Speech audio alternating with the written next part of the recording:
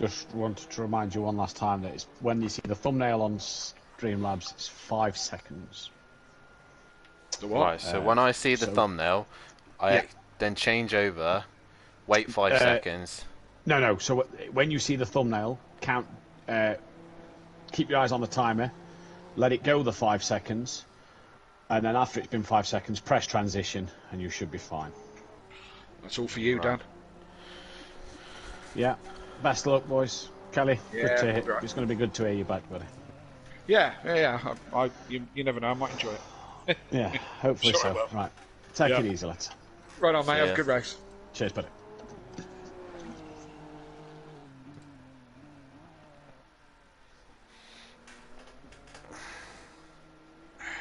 Have you got much more to do on ACC than Project Cars? What do you mean? Well, like, I mean, and Plava. Well, you know, like things you have to switch on and off and shit like that. He's going on about, you know. Oh no, on ACC there's not much to do. It's more on Streamlabs. I'm streaming it from my computer. Right, so it's not on, what was the old one called?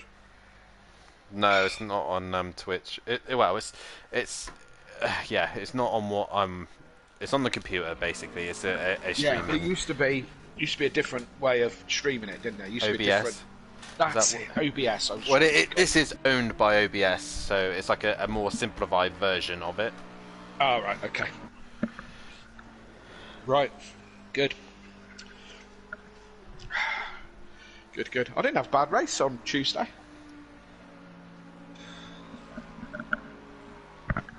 No, you had an alright one. I had a shocker. Yeah, well, yeah, you did, but it was kind of you were pushing further than the car was capable. That was my opinion. Talking about cars, any news on yours? Yeah. So they plugged it in yesterday. Yeah. And they couldn't see any faults coming up on the thing. So they said they're now going to try and push it and wheel it into the garage so that they can do a fuel pressure test. Okay.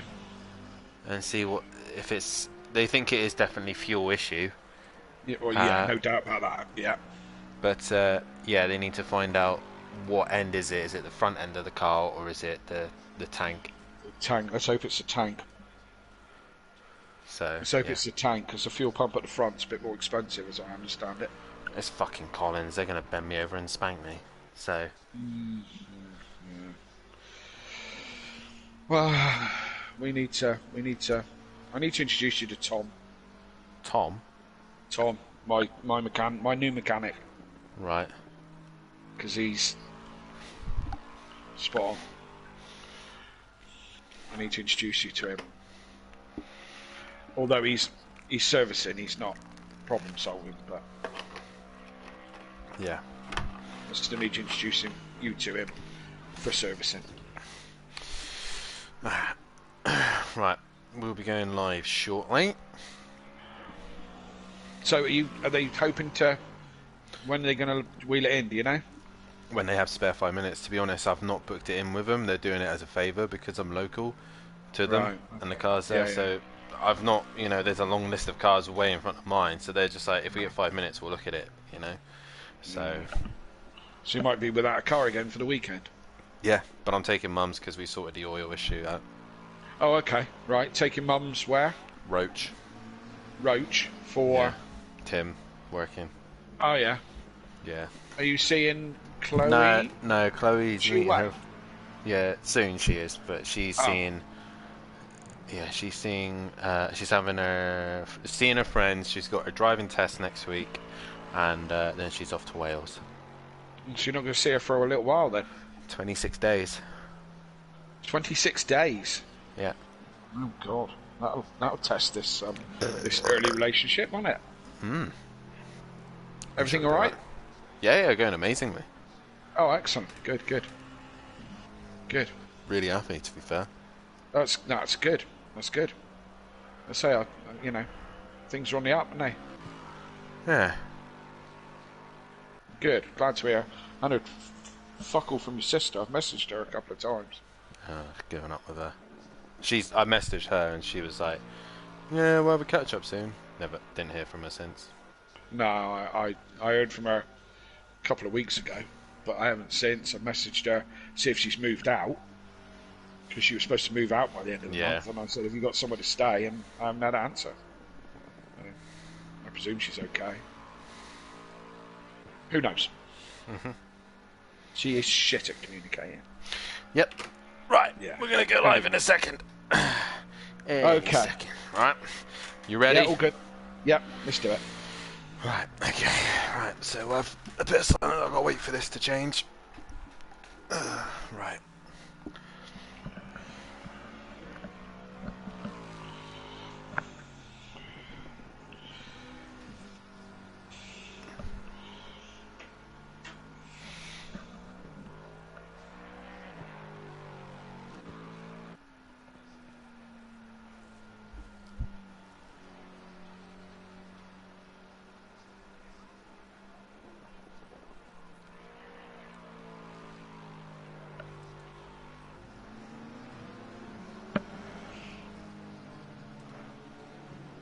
Good evening, ladies and gentlemen, and welcome to Simplay Motorsport. We are live for the next round of the Pro Series here for round 15 and 16 of the Championship here at the home of British Motorsport. We are at Silverstone for the next round of the Championship, and joining me in the commentary box for a special night tonight is my father and my co-commentator for the evening, Kelly Davis. How are you doing, Dad? It's been a while since it's had you in the commentary box, but we couldn't ask for a better round here at Silverstone for the next round of the Series of the Pros. And how are we doing this evening? Mate, I'm good, and fantastic to be back. Good evening, everyone, and it's been a wet week at Silverstone, hasn't it? It has indeed. The weather has not been great around here, and a circuit that really is difficult in the wet conditions, especially with the curbs. Before we get into obviously the drivers and tonight's racing, we do want to say firstly, if you like what you see here, please hit that like button, subscribe to the channel, and hit the bell to be notified so you don't miss anything here at Simplay Motorsport. But we are here at Silverstone, Dad, for the next round of the season. Yep. And what a track we come to, the British circuit, home of British F1 and motorsport in general, and such an iconic track. Loads of history, loads of interesting and fantastic corners as well, and with it high speed layout and fast corners and a couple of slow corners, it's definitely a challenge for the guys, isn't it? Absolutely, a bit of everything I feel with Silverstone. Once or an abandoned airfield, I believe back in the war it was an airfield, and it's been hosting Grand Prix ever since the 50s, I believe, steeped with history here at Silverstone, and a lot of money spent in the last few years as the home of British Motorsport, and huge infrastructure here at Silverstone, and what a track. It is a fantastic track indeed, and a lot of these guys will probably call this home, especially the man we're watching right now. Matovic is top of the table at the minute. Most of the guys on this grid are British, but this fantastic circuit is an FIA Grade 1, and like Kelly said, it has been open since 1948, and it held the first Grand Prix back in 1950. Was it the first championship Grand Prix? It was the first. Believe. It was I the wasn't first. there. But I believe it was. The first World Championship indeed. 18 corners around here, and the length is 5.8 in kilometers, but if you want it in miles, it's 3.6 miles as well.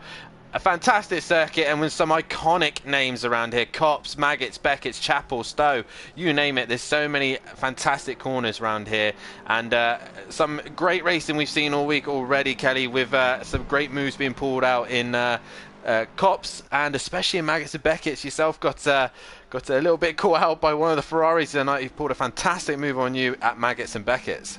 Oh, hang on a minute. I pulled a couple of great moves myself. Let's not talk about my failures. Let's talk about my successes. And apparently you can't overtake at Copse. That's apparently.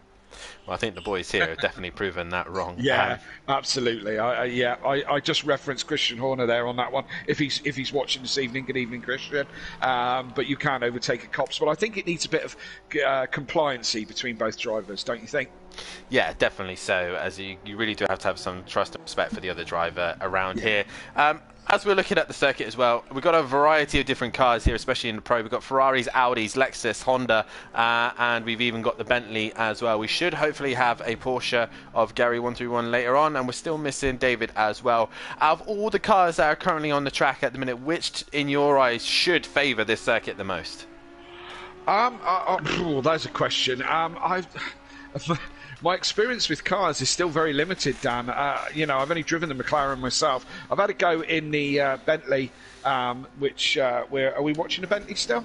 We are on board with the Bentley now, yes. We're on board, yeah. I've driven the Bentley a little bit, and that seems to be a good all-rounder. But also the Lexus seems to be a good all-rounder as well. But normally Silverstone's a power track, is it not? But of course we're in the wet, so it kind of levels the field a little bit, doesn't it? Definitely does indeed, and we found that out in the AM category. A lot of the Ferraris were looking very good, so was the McLarens.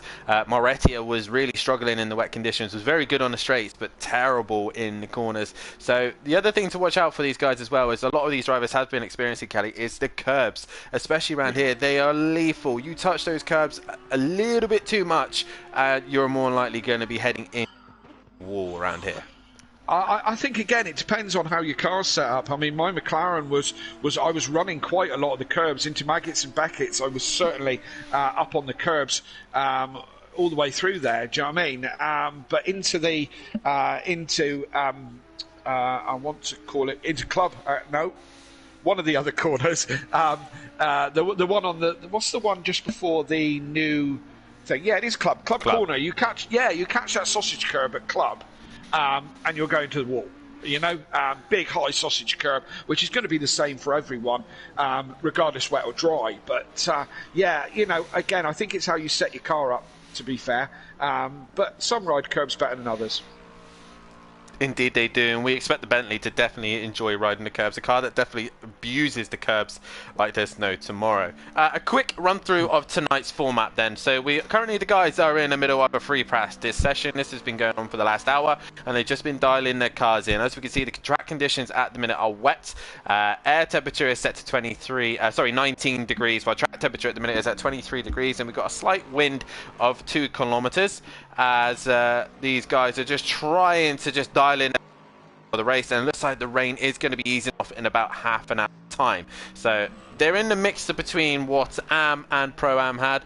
Pro-Am was damp. We're now in the wet conditions here tonight. So they're in pre-practice. We will have a 1-minute qualifying session. That is truly just because, for the streaming purposes, me and Kelly can get ourselves back into the commentary box with no issues.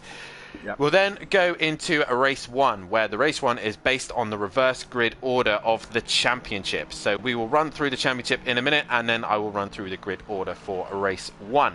Once race 1 is complete, the guys will have a 10-minute practice session again. We'll go into a break, and we will come back with possibly the podium drivers from race 1 and have a discussion and see how their race went on. They'll then lead into a 15-minute qualifying session to take pole position and possibly that extra point. All points matter here at Simplay Motorsport, right down to the wire, as they will then get themselves ready for another half-an-hour race in race 2, where they must serve a tyre change in the pit stop, but they cannot refuel. These guys are stuck with the fuel. They need to make sure they get that right, and that will be the end of Pro Night. But definitely an iconic circuit here, and in your eyes, Callie, we're seeing the drivers at the minute on track. Who do you think is looking the strongest buff at the minute in this practice session? I've got to be quite honest, Dan. I haven't. I've been a busy boy just recently, and I haven't been following the championships as closely as I used to. There's a lot of new names here. I'm on board with the Ripper at the moment, and he always seems to turn up in practice sessions when I'm in, and he always seems to be very quick. I believe he's leading the championship. So the Ripper seems to have pace. He seems to be the man to beat at the moment. Usual suspects. Matt is up there. He's always in the mix there somewhere. Peaceful, has to be the right day for Peaceful. I see Gary's just joined us as well. So for me, it's going to be very interesting because, as I said, I'm not completely au fait with everyone. So it's hard for me to tell. But certainly the Ripper looks good for a top position. The Audi is definitely looking very strong with Ripper up there leading the way with T currently in P3 at the minute. He's currently been away on holiday, so he hasn't been able to do most of the season, but he's looking very good in that third place position. So we got 3 Audis, we've got 1 Bentley, we've got 2 McLarens, we've got 2 Hondas, we've got 2 Lexuses, and we've got a Porsche and a Ferrari as well. And the boys in the Lexus of Shane and Fury, they've slowly been coming into this season. Shane's really had a great round at Zandvoort and has been improving throughout the season. Can he carry that on here at the British home of motorsport? We will see. Regarding obviously Shane and Wolfinator, Kelly, you have raced these guys in the Pro-Am. And raced very closely with Shane, Isn't it very interesting to see how these boys get on in Pro? You've obviously raced in the Pro category yourself when you did it on Project Cars, and you know for a fact that it's a whole different ball game in the Pro. Are you surprised to see that Shane and Wolfinator are currently 2.2 and 2.4 off the pace of Ripper at the minute? I am a little bit, Dan. I'm just on board with Gary, and Gary just spun and just been hit an absolute beauty by, I think it was the Ripper. But, Gary in the Porsche this evening, back in his old car. Sorry, to your question, Dan, I believe the Pro category has got a lot harder since I was in there anyway. And, I mean, when I was there, I was towards the back. Anyway, I think my best result was a 3rd. Through 2 seasons, so I never bothered the top too much back then, but I feel that the category, the quality of driver has got so much better in the last 2 seasons, and I am surprised that Shane and Wolfinator are a couple of seconds off, but I'm kind of not, if you know what I mean. The caliber as driver has really picked up here at Simplay. And both those guys are quick. I'm sure if they stick at it, they'll find their feet and, move forward.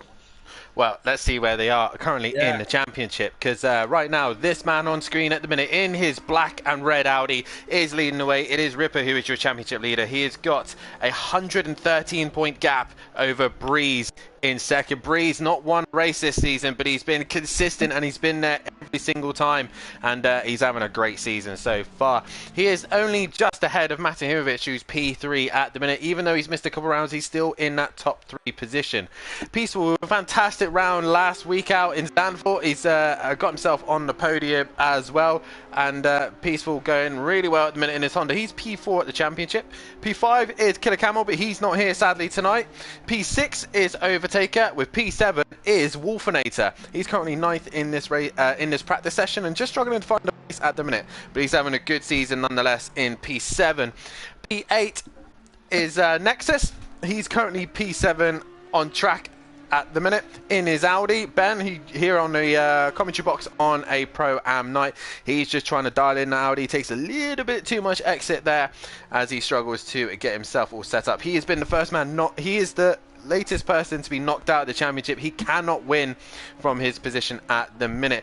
P9 is the Simplay Racing driver of M Prava, the Latvian, currently 9th in the championship, and he's only got a slim lead of a point ahead of the Teletubby Motorsport driver of Fury. He's currently in the pits. He's 10th at the minute, but he's looking good in P4 on track.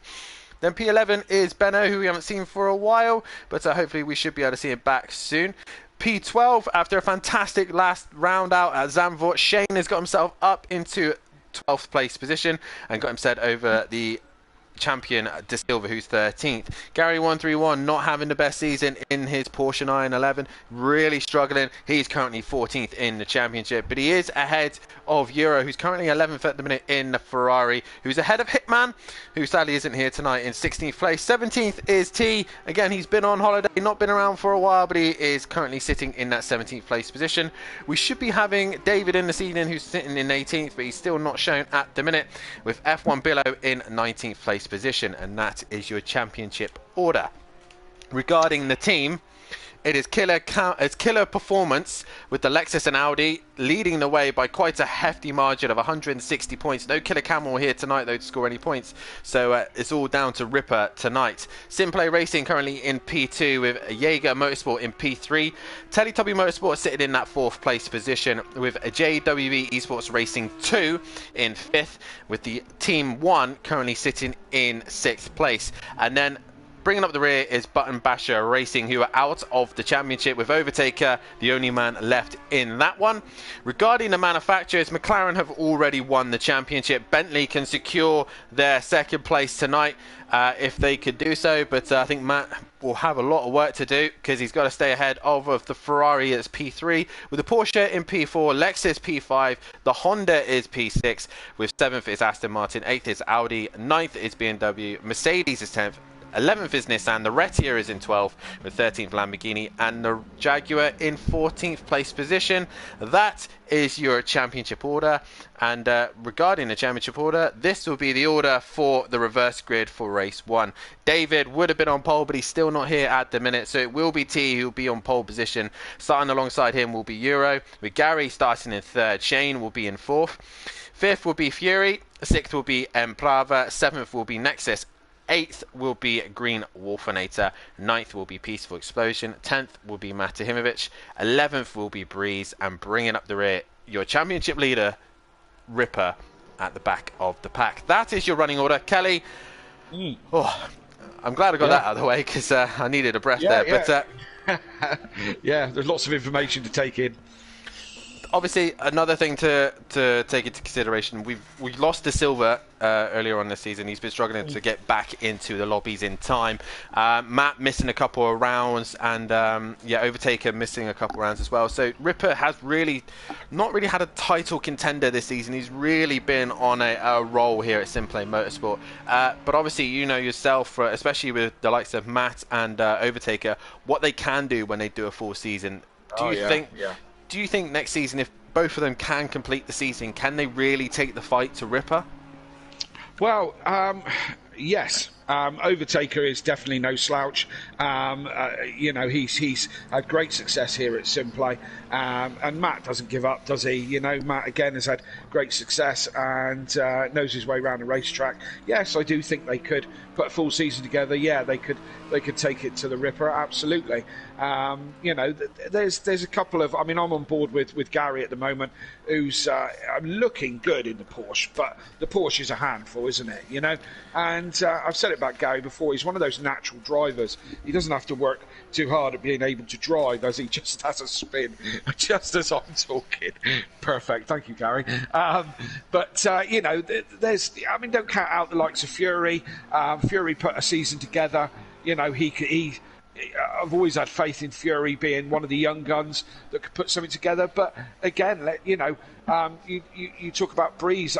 Did you say he hasn't had a win this season? Hasn't had a win, but he's second in the championship. Right up there in the championship. Yeah, consistency is the key, isn't it? And if Matt actually, his best result is only a 3rd.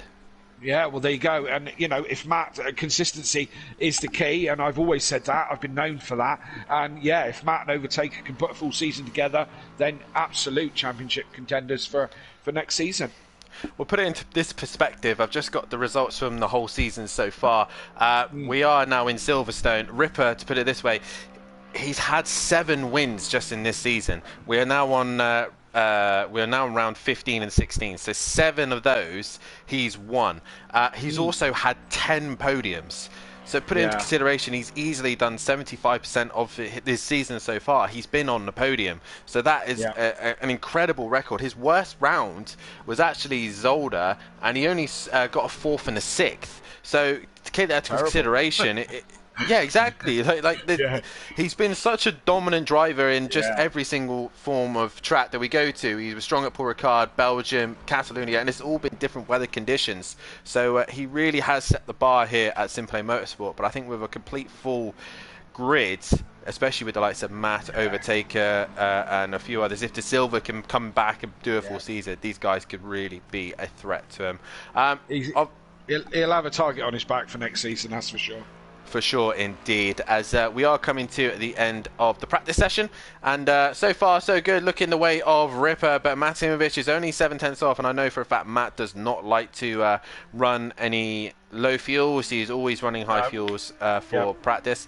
If you were in this practice session right now in these conditions, would it just be pure race pace you're looking at, seeing where the tyres are set, and obviously we don't do qualifying, we have a reverse grid straight away. Would you do a lap at the low fuel or just focus on long runs?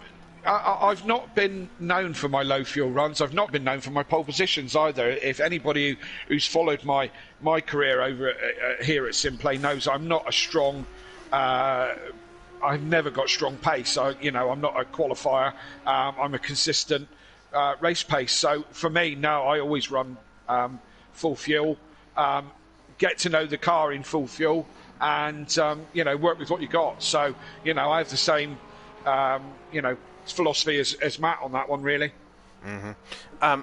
And regarding the circuit as well, obviously we're going to have a very packed race 1, 30 minutes, pretty much a sprint for these guys. Where do you see the overtakes happening? You've got to look at the likes of Cops, possibly down into Vale chicane, down to Stowe. Yeah. There's so many different places to overtake, and with the wet conditions as well, it might favour different cars. Absolutely, and I think there's a chance, as you say, into Vale, Stowe. It's a funny one. You've got to get the traction. There's a couple of places. You get the traction out of the village, out of Aintree. You've got to get traction down there. Coming into Brooklands is a big, wide open corner, but it's very easy, as a couple of people have done in the past, to overshoot and go straight into the gravel. Down into Vale, absolutely, but you've got to be right on the back through Stowe. You have to be right on the back of your opponent to throw one down the inside into Vale. Up into the village as well, as you come through the new section.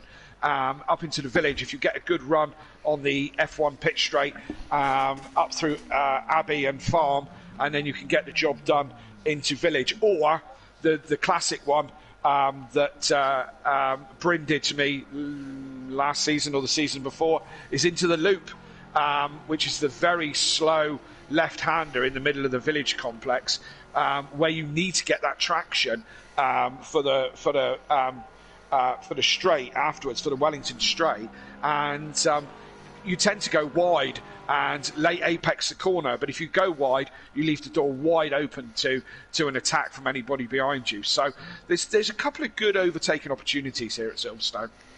Definitely indeed. As we now come to the end of free practice 1, and it is the Ripper who's back at the top of the table in the practice session. He has got Matovic just behind him, as well as T is going to cross the line to finish in 3rd place as well. As these guys will have to just sit and wait, relax for a minute as we get ourselves prepared and ready to go back to the commentary box. And Kelly, obviously regarding the grid order, let's remind everyone as well, with T on pole, Euro starting 2nd, Gary 3rd, Shane will start in 4th, Fury in 5th. 6th will be Emplava, 7th will be Nexus, 8th will be Wolfinator, 9th will be Peaceful Explosion, 10th will be Matinovic, 11th will be Breeze, and Ripper at the back of the back at 12th. Regarding in that grid order and what you've briefly seen here in practice, if you were to put any money on who's going to win this first race, who would it be? Yeah. A tough one. I think Fury's quite a way up. And he was running about 4th in practice. So maybe Fury might be a good shout this evening. Hard to say, isn't it? Hard to say. Gary seems to be having an absolute handful with that Porsche. So I don't know if front row's going to do him that much good, to be honest. As we return back to the pits so we can get ourselves ready for this race. The rain looks like it's going to be easing off in about half an hour's time as well. So Kelly's going the way of possibly Fury for this one. I think T's looking good. He was P3 and he's going to be starting on pole position here tonight. But obviously you cannot forget about Matinovic and obviously Ripper as well, as those two looked very, very good. Yeah, absolutely. Ripper's got to come from the back of the grid, absolutely. Wet conditions, he could have problems. We'll see. Time will tell. We will see as the drivers now get a chance to get themselves all set up for the race here. They'll get their fuels all set up. They'll make sure their practice, make sure all their settings are correct, and they made sure that they don't select the dry tyres unless they actually want them. That's a few mistakes. We can talk about that later because people have tripped over with this wet setup thing, especially if they have to have an early pit stop for damage. But we'll get into that a bit later on. Let's actually, obviously, let's discuss. Obviously, you're fairly new to to ACC. It's a completely different game to what you're used to on Project Cars. Let's talk about the pit lane and the overall dynamic of the game. It's completely different for Project Cars, isn't it? Like the pit stops and damage is so different, and I think it does affect, like, if you're so used to the way that the Project Cars game is to this, it's completely different. Well, with Project Cars, with what we used to call or what we called the glitch, but working it out properly, you could save time in your pits. I had some under a second pit stops in Project Cars, where this one you are tied to that 30-second minimum pit stop because the tyre change takes that long. Where you can gain time is attacking the pit lane, but of course that comes with its perils. But you can gain time by hitting your marks perfectly, dropping your engine, and so on and so forth. And I've had quite a few good pit stops, but there's not as much to be gained as there was in Project Cars. So and as I was just talking about pit stops, if these guys come in for a damage early, the pit crew will change their tyres to whatever they've allocated. So obviously allocated to a set of wets. Yeah. Now, if they don't then reset that on their dashboard, then they'll get dries when they do their mandatory pit stop. Am I explaining that correctly? Does that sound like correct. It makes sense? Yes. Yeah. So a few people have been caught out by this one. And me being one of them in the early days. If you come into the pits early, you do damage. They put the wet tyres on. They then reset to putting dries on the next time that you come into the pits. So, if anyone comes in for an early pit stop, they've then got to reset and put and allocate wet tyres again. Indeed. Right, so let's look at this order, make sure the pros have managed to nail this one. They have so far. It is T who is at the front of the pack. It then should be Euro behind him in his Ferrari. It is indeed. Then we should have Gary 131 in his Porsche, and so it is. We should then have the first of the Lexuses of Shane behind him. As I'm trying to select Shane, there he is. He's in the correct position. He should have his teammate right behind him with Fury in front of M. Brava, which I believe he is as well, of the Honda. Yep. He should then be ahead of Nexus in the green Audi, and he is indeed. Nexus trying to stick to the back of M. Brava as much as possible so that he can keep that gap on him. Then we got Wolfinator in the green McLaren, who's just behind him, and so it is. Then we should have Peaceful Explosion, which we do. Then we have the top three of Matahimovic, Breeze and Ripper, and the pros have managed to nail it first time. Well done, guys. And how much of a preparation is this right now for these guys? Making sure the tyre temperatures are correct, make sure the pressures are correct, and obviously making sure that their brakes are all ready to go for the start of the race, because the worst thing you could have is cold brakes at the start of a race. Absolutely. I presume it's what everyone does, but I keep my foot pretty much jammed on the brakes for most of the warm-up lap. Get my brakes in the green, so when we go green and when we start the race, that I've got nice warm brakes. Keeping the tyres temperature is easier in the wet, I found, than it is in the dry. But yes, they'll be wanting to do their preparations to make sure everything is set. Very quickly, we have a poll on the go, don't we? Race 1 winner, there's a poll on the go. And we've got some people. We've got loads of people in the chat this evening. If you've got something to say, put it in the chat this evening. Say hello, say, how you're feeling, whatever you like, really. But there is Fury's granddad, Aidan Bennett in there as well. I spoke to you, Aidan, for some time. Bruno in there. Good evening, Bruno at PN Motorsport. He's normally here doing some commentary. Good evening to all you guys. Let's hear your comments in the chat. As so far it's gone the way of Matthewic on who you think is going to be a winner of race 1. T backs up the pack. It is Audi versus Ferrari on the front row. T and Euro at the front.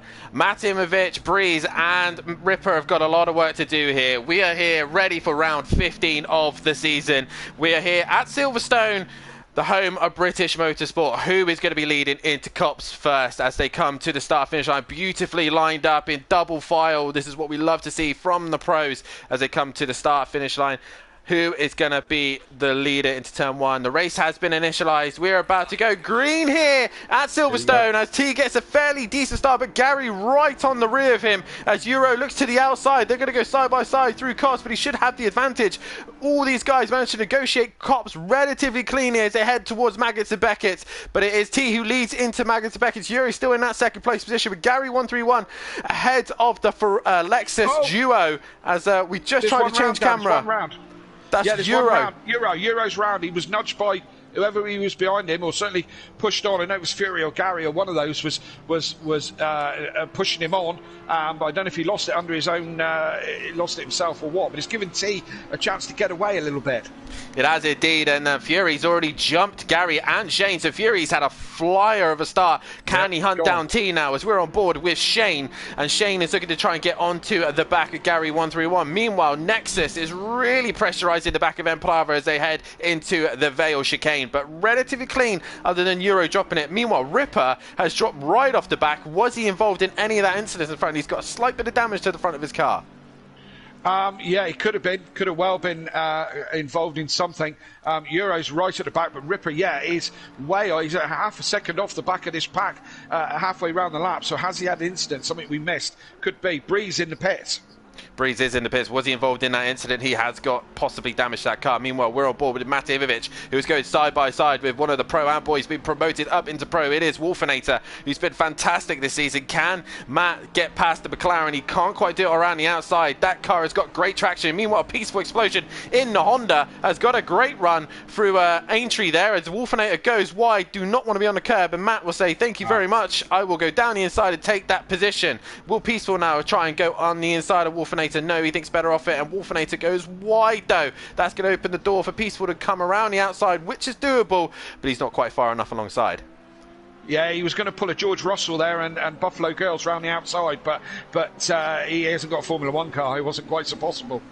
Pit lane is now open, but obviously the pit window is not open. That should open around 20 minutes left of the race, but all these guys relatively in good order form now as they're trying to keep themselves out of trouble. But it's T who still leads the way after lap 1. Fury is catching onto the back of Gary's dropped it. He's dropped it on the exit of curbs and he's in the wall and he's struggling to get going again.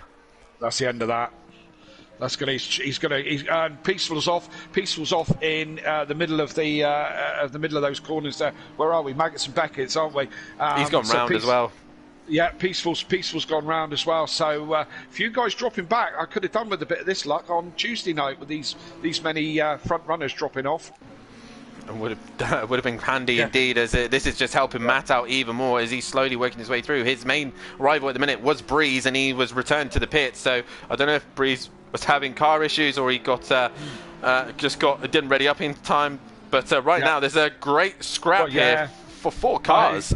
I'm watching that one as well. I was going to say there's a great scrap here between Emplava leading these, Shane's right in the mix, Nexus, and Matt Himovich, and Wolfinator is going to be back on the back of this in a minute as they all take some very interesting lines, and you don't want to be out there very often either, because that one will spin you around out there. So, but Emplava's just beginning to stretch away from this little battle as they come into the village complex. Matt Himovich gone up 1. Shane's now under pressure from Wolfinator. Wolfinator's made contact with Shane. They go round, they spin, and Shane and Wolfinator drop further back. Peaceful's had a big moment. He's in the gravel. So yes, I just see Peaceful going backwards across the gravel in the background of that scrap. So there's a lot going on in the first couple of laps. It's helping. It's helping the likes of Fury. Fury's now got, 5 seconds between him and Emplava in third. So Fury's now chasing down T for first place. The rest of them tripping over each other a little bit. T is actually pulling away from Fury. He had a 1.2 gap after the first lap. Is now coming across the line. They're 1.8, so he's slowly creeping away from the Lexus of Fury, but he'll be happy that he's sitting in that second place position. Matt will be more than happy. He's up into 5th place, but his main rival is Ripper, and he's just behind him with a damaged car. Yeah. So Ripper is already flying onto the back of him. Nexus has gone very wide at Cops, and Matt will be loving that. But a reminder as well, the track limits is 2 wheels on the curb, but in the wet conditions, the game seems to be a little bit more friendly to you. Yeah. But Matt is looking very good in his Bentley right now.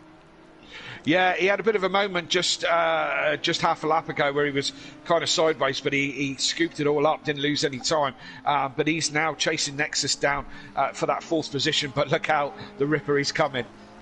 The Ripper is coming, and he is on his way. The slight bit of damage to the front of his car won't do a massive amount of damage, but it won't do him any good either. He'll probably want to come into the pits as soon as possible. Fury's just losing touch to T at the minute, while Emprava is doing a fantastic job of keeping Nexus behind him, and Nexus has got Matt currently in that 5th place position. Ripper is sitting in 6th. Gary131 has got Wolfinator for company behind him. Peaceful has now gone ahead of Euro in P9. 10th is Euro, and 11th is Shane after the contact with Wolfinator, and Breeze is now out on track. I'm not sure what happened to Breeze, but his 2nd place is going to be up for grabs for Matt at the minute because he's currently sitting in that 5th place and hassling the back of Nexus and Emprava. I tell you what, Dan, I've been quite surprised with the first couple of laps. There's been quite so many offs. I found the track. I know you've been driving that. Matt's going to send it down the inside of Nexus. Sorry to butt in there, Kenny, but he sent it down the inside of Nexus. He's had a great run through there as he gets through the loop onto Aintree, and up a position goes. That is the power of the Bentley and grip that it has. Yeah, nice move that was. I joined it halfway through, but it was a nice move. He got it done. Nexus, going to have a look at him round the outside. You're going to struggle to do it round there, but it has a look at him. They're right up on the curb there. How does Nexus got right up on the grass almost there as they come round into Club? Yeah, Club, one of them. Lovefield, sorry, the other end of the track, the opposite end. But now Matt Himovic is going to hunt down Emplava. They've raced together an awful lot, these two. Had an epic Pro-Am season a couple of years ago back on Project Cars, so they know all about each other. Ironically, Emplava's in the car that beat him with Matt driving it. So the Acura was the car that Matt was running, and Emplava lost to him, and he's now in that same car, obviously the Honda badged version. But Matt is hustling the back of him. Nexus hasn't lost them completely. As we look back, Wolfinator has managed to get past Gary131, and Fury still just losing touch on T. He's looking very good in that Audi and pulling away. The Audis are looking very, very good. The Ripper up into 6th place with damage. Nexus in 5th and holding on to the back of Matt and Emplava. Anything can happen between these two. All I'm going to say is Hockenheim a couple of seasons ago.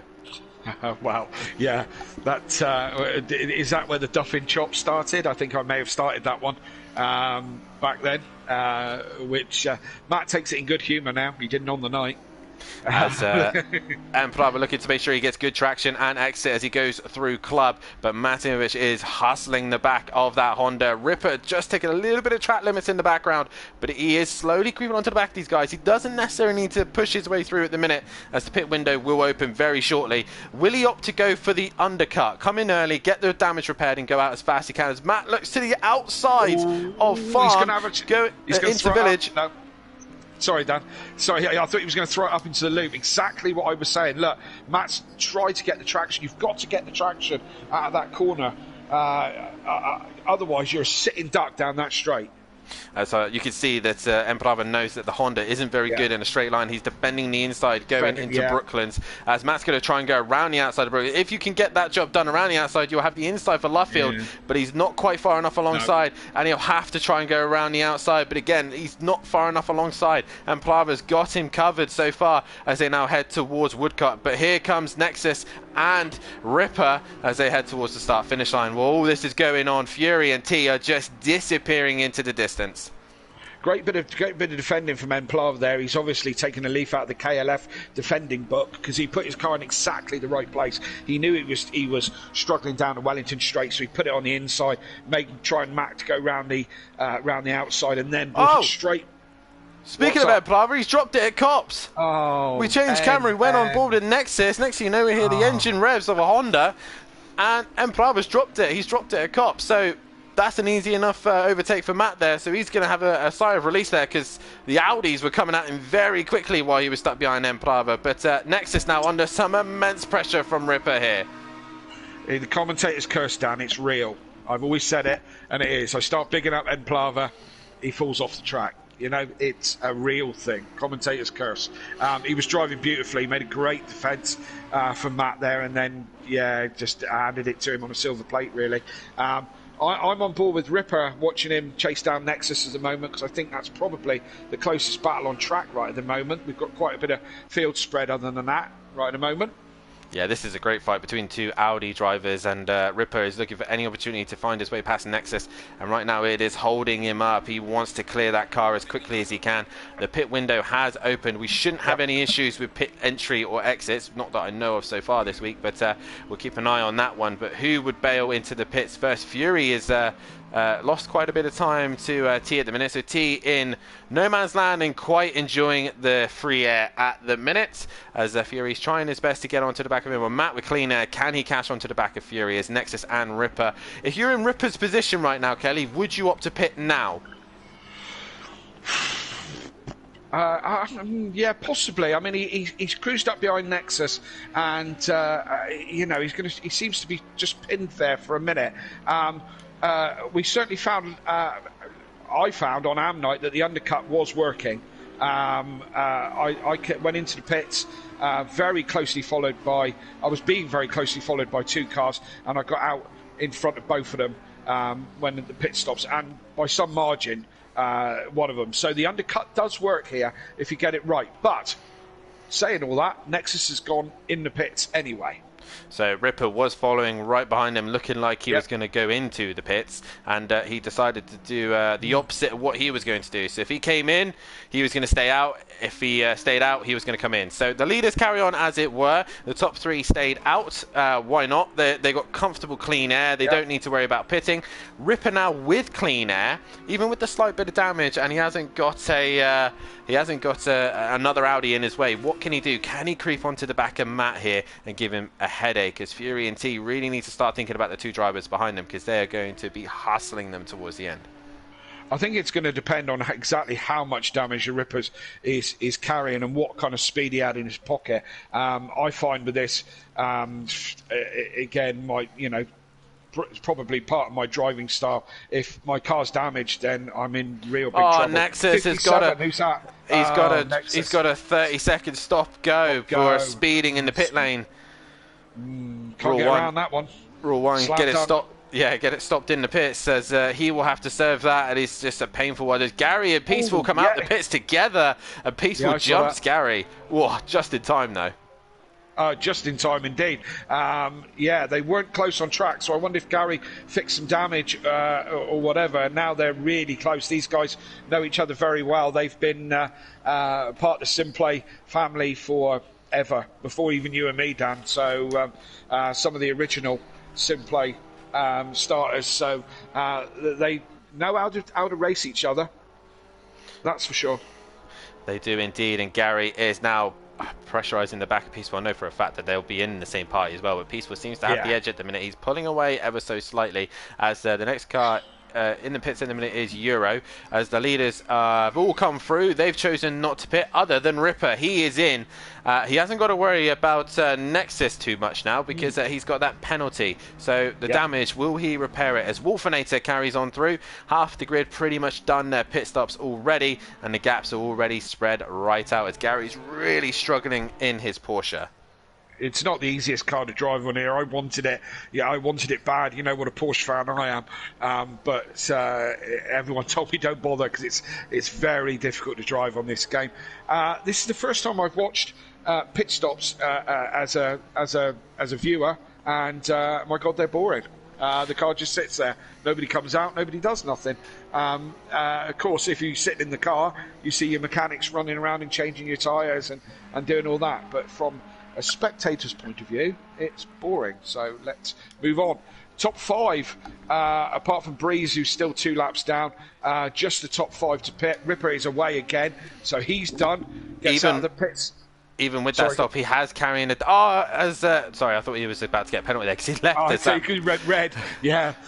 He was right at the end of the pit lane. I think he was one of the first people in. So his pit box was right at the end there. Just that one lap alone that Ripper did on his own, he's jumped Nexus easily, and he's not repaired the damage either. So he was right on the rear wing of that Audi, and he's jumped in by quite a margin as well. So Ripper, with a fantastic pit stop there, has gained a massive advantage. Fury, on the other hand, has lost a lot of time to T, and Matt is slowly reeling in Fury right now. Absolutely. When do these top 4 pull the trigger? When do they come in for their stops? There's only 5 minutes left of the pit window, so you have to time it right. It's only a small pit window to get job done. So yeah, Gary's back in the pits. Has he put dries on? He could have done, you know. It's probably put the dries on, so he's gone into the pits. T is carrying on as Fury and Matt are both into the pits. Now, the question is, where will Ripper come in the middle of this? What me and Matt figured out the other night on Pro-Am is that if you're on the Wellington straight, by the time the car comes to a stop, I believe it was, you're in close contention, I think. So he's just coming into the village.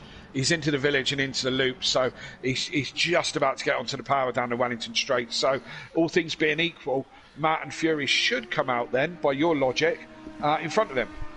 But who knows? We don't know what damages they're repairing, if they have any damages. Gary's coming back out purely, I think, just because he had the wrong tyres on. Breeze has completed his pit stop. Not much going on as T carries on his way, as does Wolfinator. They're going to push the limit as much as they can, enjoy the clean air while they can, as Ripper is now into Luffield and coming towards Woodcut. The main goal here is to try and jump Matt. That's what he's aiming for. Fury has been dropped, so Fury's on his way. Matt's jumped Fury. He has, Matt's jumped Fury in the pit stops. Where's Ripper? He's on the main straight, so they're going to come out. They're going to come out reasonably comfortably. Certainly, Matt is, and so is Fury. But look, how is Fury right there? How has Fury lost so much time? I don't quite understand that, because he could have missed his marks, or he could have been repairing some damage. But we don't think he had any. Did he miss his marks? Possibly. Did he have to back up? Yeah, possibly. It's easily done. Yeah, it is easily done. So Fury might have just missed his marks ever so slightly, but Fury is still in that third place. But he has got Ripper coming to hunt him down. I say he's in third. Technically, he's in fourth place at the minute, but a net third overall. T currently going into Luffield at the minute and is looking to come into the pits. Yes, he is, and it's been easy so far for him. No stresses so far. Can he nail the pit stop? He's slowing right down, but that might catch him out, because the other guys will be flying at the minute. And Wolfinator, the last man yet to pit. The closest fight at the minute is Fury versus Ripper, and Fury's not a million miles away from Matt either. No, and I think Fury will be disappointed by that. Knowing Joe how we know him, I think he'll be disappointed. I would be. Yeah, I definitely would be as well. So T had a gap of roughly 6 seconds when they did come to the pits. So Fury was in second place. Matt's made a lot of time, so T, with that slow entry, might have put himself in jeopardy to Matahimovic, but either way, we will stop the poll there. 14 votes, and most of you have gone for Matt on this one, and T is looking good for it at the minute, but it's going to be close, as Ripper is right on the rear wing of the Lexus. Wolfinator's in. Wolfinator's in. T hasn't moved yet. I didn't time his stop. I don't know if this is a long one or not. Well, Matt is on the exit of Luffield right now. He's now headed into Woodcut, and T was in the lobby quite early as well, so he's at the end of the pit lane. He has been dropped. But Matt is up to speed. He comes up to Cops. This is going to be very close, as T is off the power. He's down the straight. This is going to be very close into Baggett to Beckett. Matt is right on the rear wing of the Audi. Whatever Matt has done in the pit stops, it's helped him out massively here. And Matt is right on the rear wing of T as we go into the final stages of this race with only 11 minutes left to go, as Ripper now really hustling the back of Fury as they're headed towards Maggots and Beckett's. But Matt with a fantastic pit stop, but he's flashing the back of T there, telling him, look mate, I'm coming for that position whether you like it or not. But T's been looking fantastic out in the front all on his own. Matt should be sensible here. Matt came out of the pits with so much speed. I thought he was going to have a look at T coming out of the pits, but Matt doesn't need to be silly here. Do you know what I mean? We've got 10 minutes left of the race, and he's certainly got pace. I think he's going to get him. It's just a case of being patient. Here he goes. Matt's down the inside now, and job done as Matt goes a bit wide. You say that he was off track limits there was was abused there by Matt. He had to go off the track to get the job done, but T had to make it avoid an accident because Matt was having his own slide. But reminder as well, Yes. T is still trying to get his pressures up to temperature as well. He's just come out of the pits on cold tyres, so he's probably struggling to get that car working again. But he was looking good out on his own. Can he get that pace back and try and work his way past Matt? Meanwhile, Fury and Ripper are still going at it, and Ripper still not found a way through. I'm guessing that who had the penalty? That was 57 Nexus. I Yes. presume that's That has been cleared. Yes. Yeah, that's he Ben. accidentally pressed the pit limiter twice. The rest is history. There we go. That's why. Also in the chat, Sutty Apex. I tuned in and to hear a familiar voice. Hello, Kelly lad. Hello, Sutty lad. How you doing, lad? You all right? Champion. My old teammate, Sutty Apex. What a guy. Can't drink, but what a guy.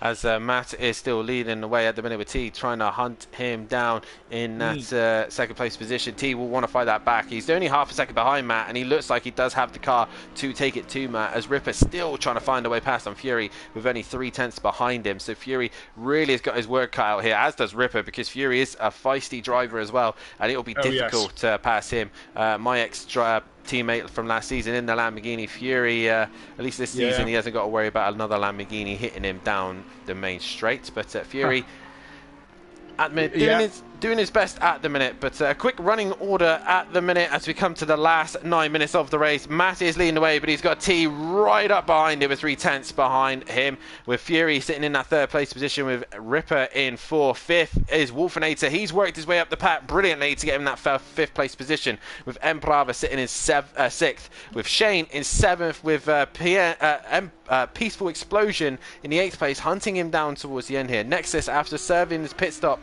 and drive through as well and stop and go, he's currently in 9th place position. Euro down in 10th. Gary struggling once again in 11th place, with Breeze in 12th, and he's currently 2 laps down on Gary, so he won't get past him. We go back to the leaders, and T's lost a little bit of time in the middle sector, but Ripper is also still hustling. As he's touched the curb, he loses the rear, and he manages to collect it all together, but a heart and mouth moment there for T.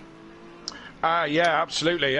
He was dancing around behind Matt down the pit straight, down the F1 pit straight, trying to distract him a little bit. And as you said, had a little bit of a moment, but manages to collect it up. Ripper still all over the back of Fury. Fury, for me, was a competitor in Pro-Am. He spanked my backside for the whole season and won about 12 races in a row or something crazy.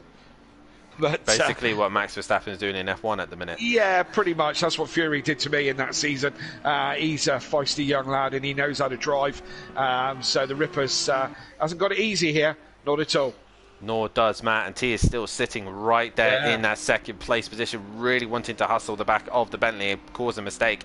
But Ripper himself is really starting to pressurise Fury. Fury actually is your championship leader in the Porsche Super Cup, which is on a Sunday night. And if you want to tune into that as well, make sure you do on a Sunday night, where all these boys will be racing on the British circuits only for the Porsche Super Cup. Next round is Autumn Park, and Fury is leading the championship on that one.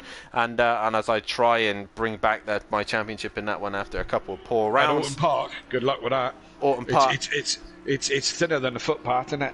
It is indeed, but we're focusing on Silverstone here. Matt is now extending the gap. It's 7/10, and T just seems to not be able to have the edge. Ripper's gone. Sorry, Dan. Ripper's gone. He's collected it all up. He was way late on the brakes, lost the back end, and it all stepped out. But he's collected it back up. No real harm done, except he's lost a little bit of time. But yeah, first mistake I've seen from him. He is human. Ripper is human. He made a mistake. It's not often we see him make mistakes, but he has done there. Fury has got away lightly on that one as it pulled away from Ripper. Can Ripper get near him towards the end of the race? I think it will be difficult with only 6 minutes left to go. Basically 3 laps left. But Matt has still got it all to do. T, isn't it making it easy for him at the minute?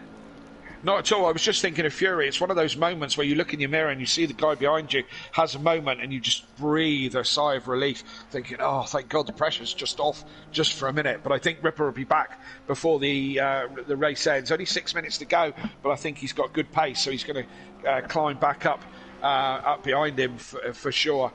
T keeping Matt honest, still 6/10 behind him, so Matt's not getting away.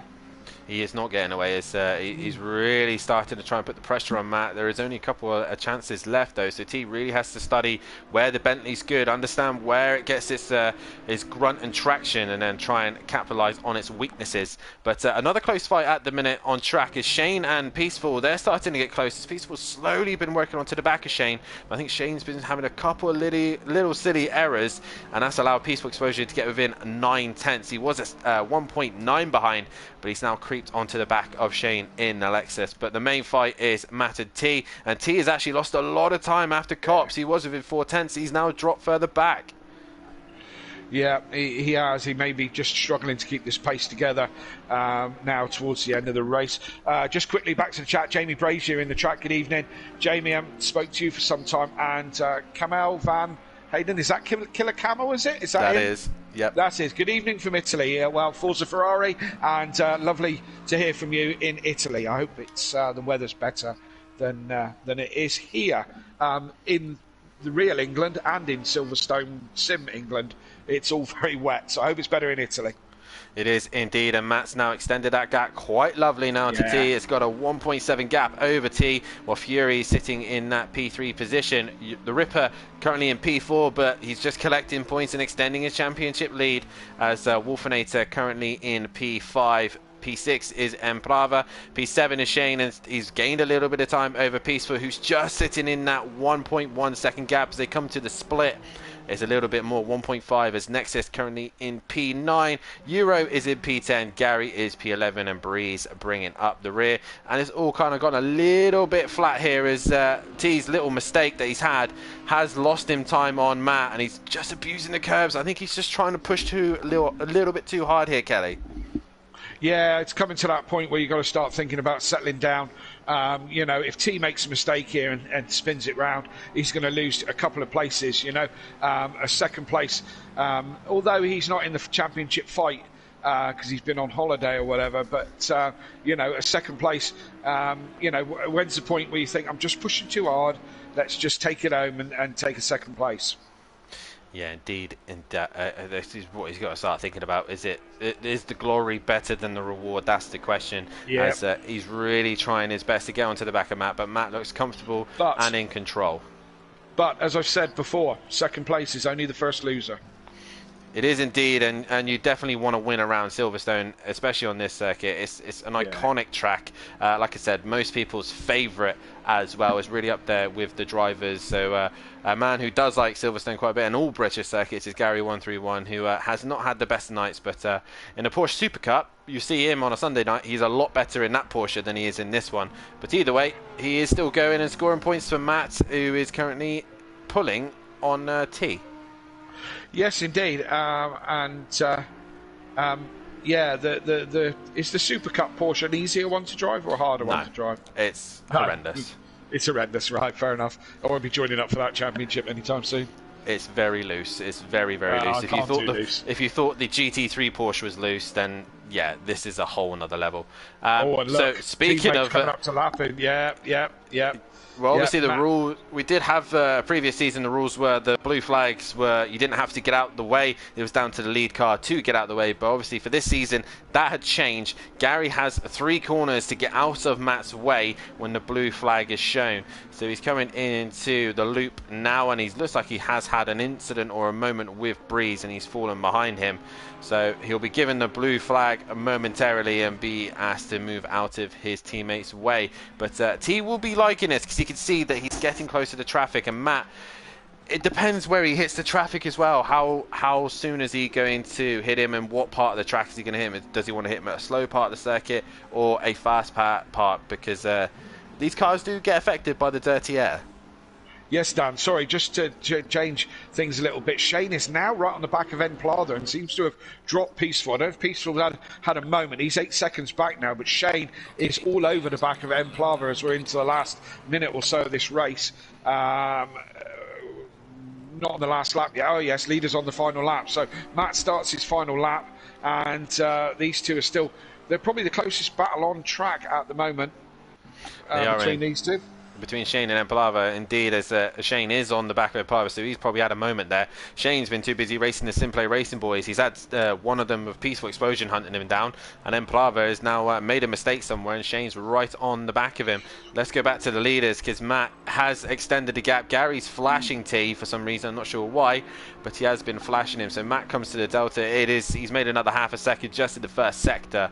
So Matt there might have got this in the bag, nothing to worry about. And Fury and Ripper currently sitting in that P3 and P4 position. But we go back to Empalava and Shane as they go through cops. And right now, Shane can't do much about Empalava at the minute. No, he's on the last lap as well. There's only a few opportunities he's going to have to make this happen. As Matt's now halfway round the thing, and where's T? T's gone out of my view. He's had a moment. He's run out of fuel. I thought something had happened because Fury was now up into second. No, T's run out of fuel. Oh dear, oh dear. When it rains, it pours here at Silverstone, and especially for T. He was looking so good, but he'd underfueled, and he is out of this race. Oh, what a shame there. But it looks like Matt is going to get a comfortable win ahead of Fury now in second. So Fury will be happy on that one. And Ripper gets himself on the podium once again. That's 11 podiums for him in this season. Absolutely. He's the boy in that Audi, isn't he? He's certainly sending it. He's up to a podium position, but you got a feel for T. I mean, he drove such a good race all the way through there. And as Matt exits the final corner and goes and lets Gary through so he can catch T. But it is going to be Mate Himovic who wins the first race tonight. He kept that close because Fury was coming. Fury is in second as Ripper would take a solid P3 once again. And because of T running out of fuel, Wolfinator is going to be promoted up into fourth place position. A great drive from Wolfinator there as he is coming towards the start finish line. A lonesome race by himself there. But right now, Shane is going to send it into the final corner. He makes contact with Empalava. He goes round. Shane goes round as well. Empalava gets going again. Where is Peaceful? There he is. So this is going to be interesting because Empalava gets going. Has lost out to Peaceful Explosion there. So Empalava is going to come home for that fifth place position. As Simplay Racing will score some decent points now, but it's Empalava for P5. P6 will be the way of Peaceful Explosion. And Shane, that last attempt there at the end, just caught him out as he's going to come home in that 7th place position. Nexus, with his penalty served, will finish in 8th. Euro will get ahead of T as T has returned to the pits, but he obviously ran out of fuel. So here comes Nexus towards the finish line. 8th place for him. A great drive, other than the mistake of the speeding in the pit lane, double tapping. Yeah. Not what he wants to do. As Euro now comes into the final sector. Gary 131 will finish ahead of T, and that's why Matt allowed him to go through to score a couple bit more points there. But such unlucky there for T. You really do have to nail your fuel strategy. It's gutting for him. Matt passed him, but he didn't put a foot wrong in that race. He had a great race and just run out of fuel halfway round the lap. It's soul destroying. But that's motor racing. That is motor racing. As Breeze now exits the final corner as well, he's going to finish in 12th place, but he'll probably finish ahead, or he won't finish ahead of T because T obviously did more laps. And Gary 131 will finish in 10th place position, but it is Mate Himovic who wins the first race tonight, and Fury will finish in 2nd with Ripper in 3rd. A fantastic race 1. If you haven't done so, please guys, hit that like button, subscribe to the channel, hit the bell to be notified. We are now going to head off to a break, and we'll be back momentarily for the first qualifying of the night, the only qualifying. Can Matt continue his form and win the next race, or can Ripper get himself on the front row and challenge him for race 2? We'll be back in a few moments' time.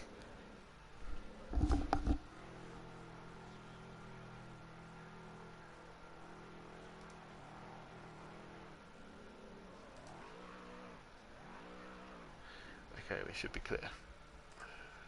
That went alright, didn't it? Yeah. I think you must be used to commentating with PN because you talk a lot. But it's not a bad thing. Not a bad thing. But yeah, I thought that went really well. Yeah, I think it did. Yeah. Right.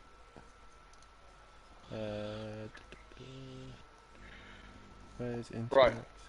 How long have we got? Got however long the practice session is. Right, I'm going to go for a pee. I'll be back. Yeah, you'll be fine. Okay.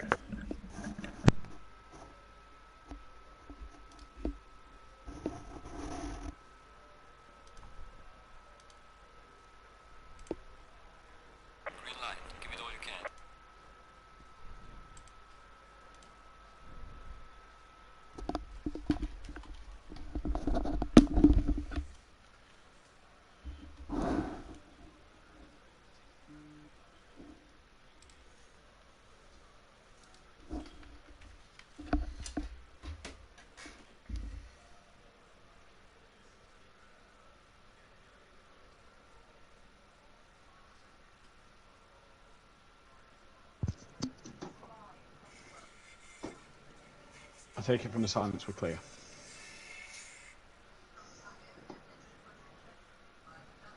Take it from the silence, nobody's there.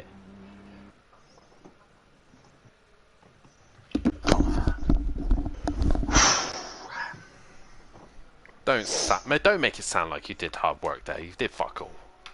Do you know what the hard work was? Keeping the Bentley on the track. Shut up. You were the most stable out of everyone. Really? Oh, okay. My pressures were well over for some reason. Everybody in our party, everybody's tyres was going well over pressure. Where's Fury? Is he coming in here? You see the old tactic at the end there, don't? Let Gary go so we can get tea. Yeah, boy. Look after him, don't I? Well, you have to, don't you? You got to babysit him at times. Like you with Joe last season. You just got to look after him, ain't you? Yeah. Right, I'll be back. Did not expect Joe to get a good result there. Well, he's near the front, so. Yeah, you know what Joe can be like, and he's complained about Lexus. I just thought he'd like more than likely to lose it. The Lexus is good. Here he is. Right, we'll be back in a sec. You're doing an interview, but you have to do it while you're qualifying. So good luck with that one. Oh no, you don't. You can't qualify. So yeah, nice and easy for you. You lucky bastard. I tell you what, I didn't even think that Lexus had that.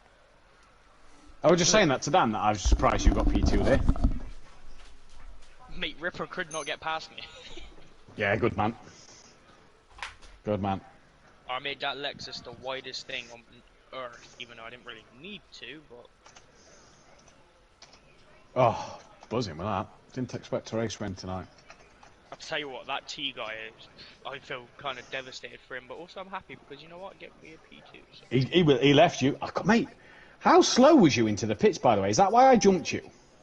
I'm not gonna lie, I did not know where the pit limiter boards were, so I slowed down as soon as I seen a white line. I was like, shit, I was speeding, and then I. Would you know something? I think T did the same, and maybe had a bit of damage because I was right on his arse when he come out the pits, and he was like 10 seconds up the road from me. Before I went in the pits, I had 3.4 seconds on you. I'm like, that's what I'm gonna do it now. Did you have trouble in the pits, Joe? No, I didn't know where the pit limiter boards were, so I just slow slowed as shit down going really in, Kelly. Fucking hell. Sorry? Thought I was going to rear-end him like I did Dan. Right. I didn't know where the pit limiter boards were, so I just flew in until I seen like something that looked like boards, and I slowed down, and it was just a white line, and I'm like, oh, sped up again, and then like, oh shit, brake is there. Right. So scruffy on the end. Did you hit your marks? Yeah, I got everything perfectly. Yeah, right, because you lost a lot of time, didn't you? Yeah, for some reason, mine's so slow to turn off. Like, so slow. That shitty... Oh, that's where this fucking benefits things. It goes straight off. I should know. Did you notice I fucking... Like Kelly, did you notice on the formation lap ended up dropping to last? I didn't notice, no. No. May have caught my ignition button and turned the car off. Doesn't it just restart itself rolling? No, because if you set a button to turn your car off, your pit stops are a little bit quicker because you can turn it off and on. I've got that, and I do that. So yeah, no. So because I turned it completely off, like I Right. basically pressed the kill switch.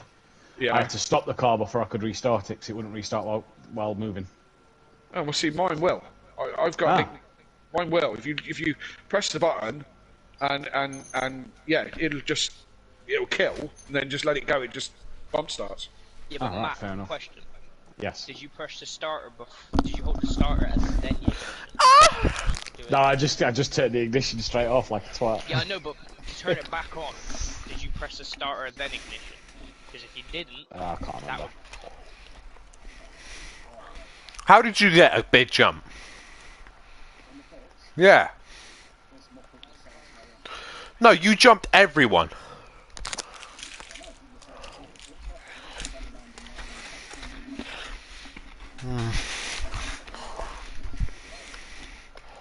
Oi.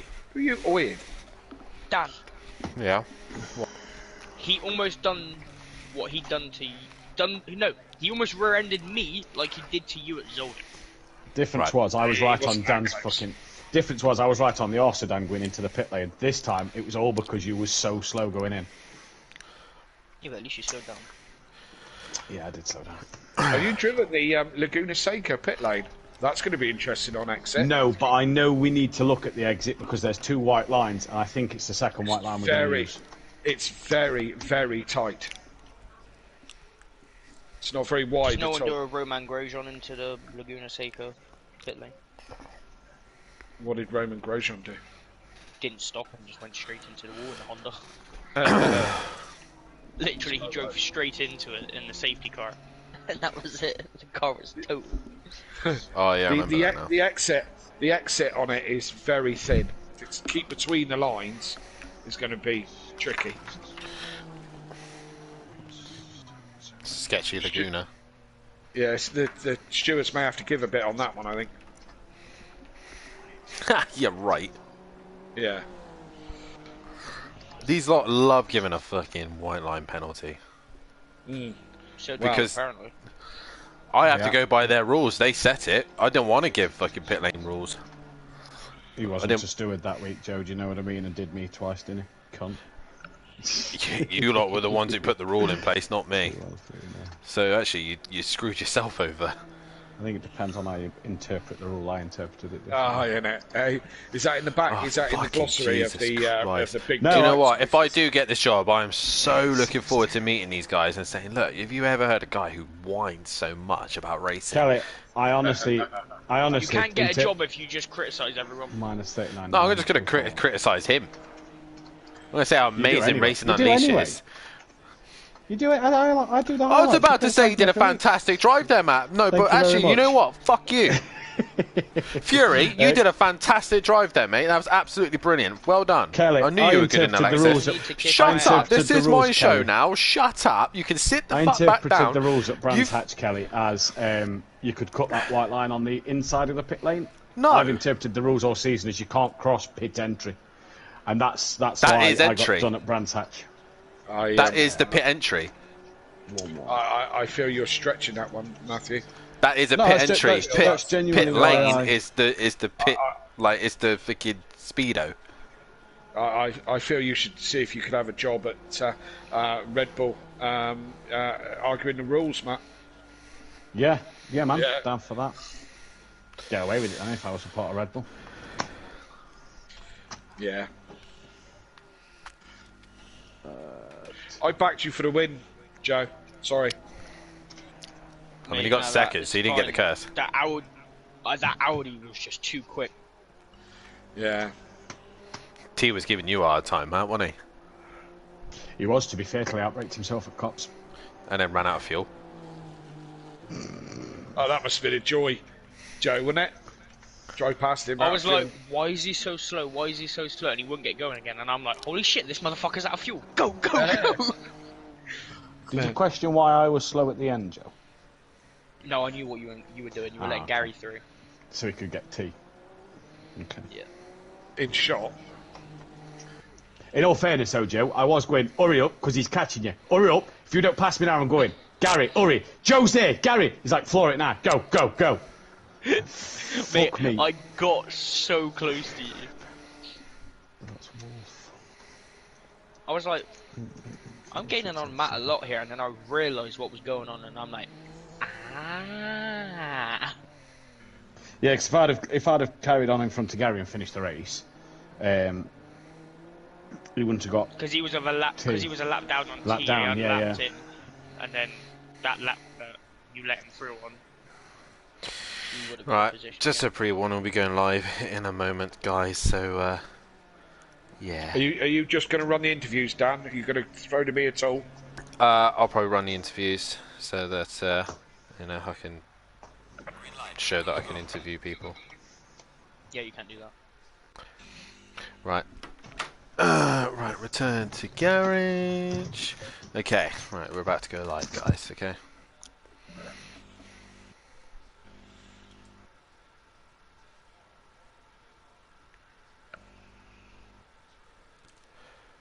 Welcome back, ladies and gentlemen, to Simplay Motorsport, and what a race we've just seen there as Matt took the win in the first race there with Fury in second and Ripper in third. We do have the top two with us. Ripper sadly doesn't like to join us in the commentary box, so we won't get to hear from him. But let's put it this way, Ripper will be very happy to know that the championship is pretty much in the bag in this next race. But we'll talk to the top two so they can get themselves ready for qualifying. But a reminder as well, drivers on track at the minute, Fury, David and T cannot qualify as they've all got qualifying ban. T for retiring at Brands Hatch, Fury for retiring at Zandvoort, David is not even here, and that was again retiring at Zandvoort. We do have the top two with us, and the first one to chat to is Fury. Fury, what a race you had there, mate. You looked like you were struggling in practice in Lexus beforehand, but you got to be happy with the P2. Yeah, honestly, before race and in the practice session I didn't think the Lexus had it in it, but tweaked a couple of things and I was like, we'll just see how much we can get the front end to turn in and get as grippy as I could, and honestly I don't even remember what I changed, but clearly it worked out enough. Obviously in these wet conditions and around Silverstone, how is the Lexus feeling in general? Obviously I know it's been a bit of a mixed match season with a bit of dry, a bit of wet, but in these conditions on this track, how is it feeling in general now you've made a few tweaks and changes to the car? It feels quite grippy, but there is a couple of corners that it feels really slow through. Like the last corner out of the Wellington straight, it just feels awful. And the rest of the track is quite good, especially on the straights. Yeah, let's obviously talk about the pit lane. Obviously, Matt jumped you in the pits and Ripper nearly did as well. What happened there? Was it just a little bit too cautious on pit entry or just possibly repairing a bit of damage? Bit too cautious on pit entry. I was flying in and obviously in the wet on dry brakes. I didn't want to lock up and then just start sliding into the walls, and I seen a white line coming up, so I was like, oh, that's got to be it. Slowed down and it turned out it wasn't. So I had to speed up again and then slow down again. So it was just a bit of a hiccup, but nonetheless, P2, I'm so happy with that. Yeah, good indeed. That's another podium to your name. Not quite the race win, as you and Matt are going at it for most race wins between you two at the minute. You go into race two, obviously with the qualifying ban over your head and T getting into the lobby just before you will be starting at the back. If no one else, if everyone sets a lap time, what can you do from there, mate? And what's the expectations for this race? Just try and out-drag as many people as I can down the straights and keep it like as clean as I can, and hopefully just rack up the points for losing the 25 from retiring too many times. Well, nonetheless, Fury, congratulations on the second place, and we will see you in the next one. Cheers, mate. Congratulations to Matt and the Ripper too. As we do move on to your race winner, Matt, as is back on the top podium on home soil here at Silverstone. You've got to be happy with that one, mate. Looked quite comfortable for yourself.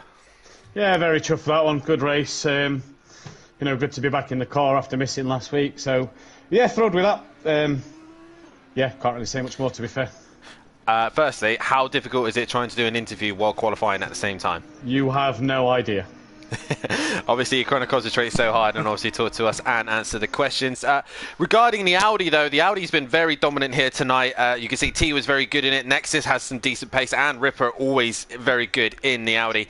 T was giving you a bit of a hard time towards the end, but obviously him running out of fuel gave you a lifeline. Talk us about that, because he was really giving you a hard time.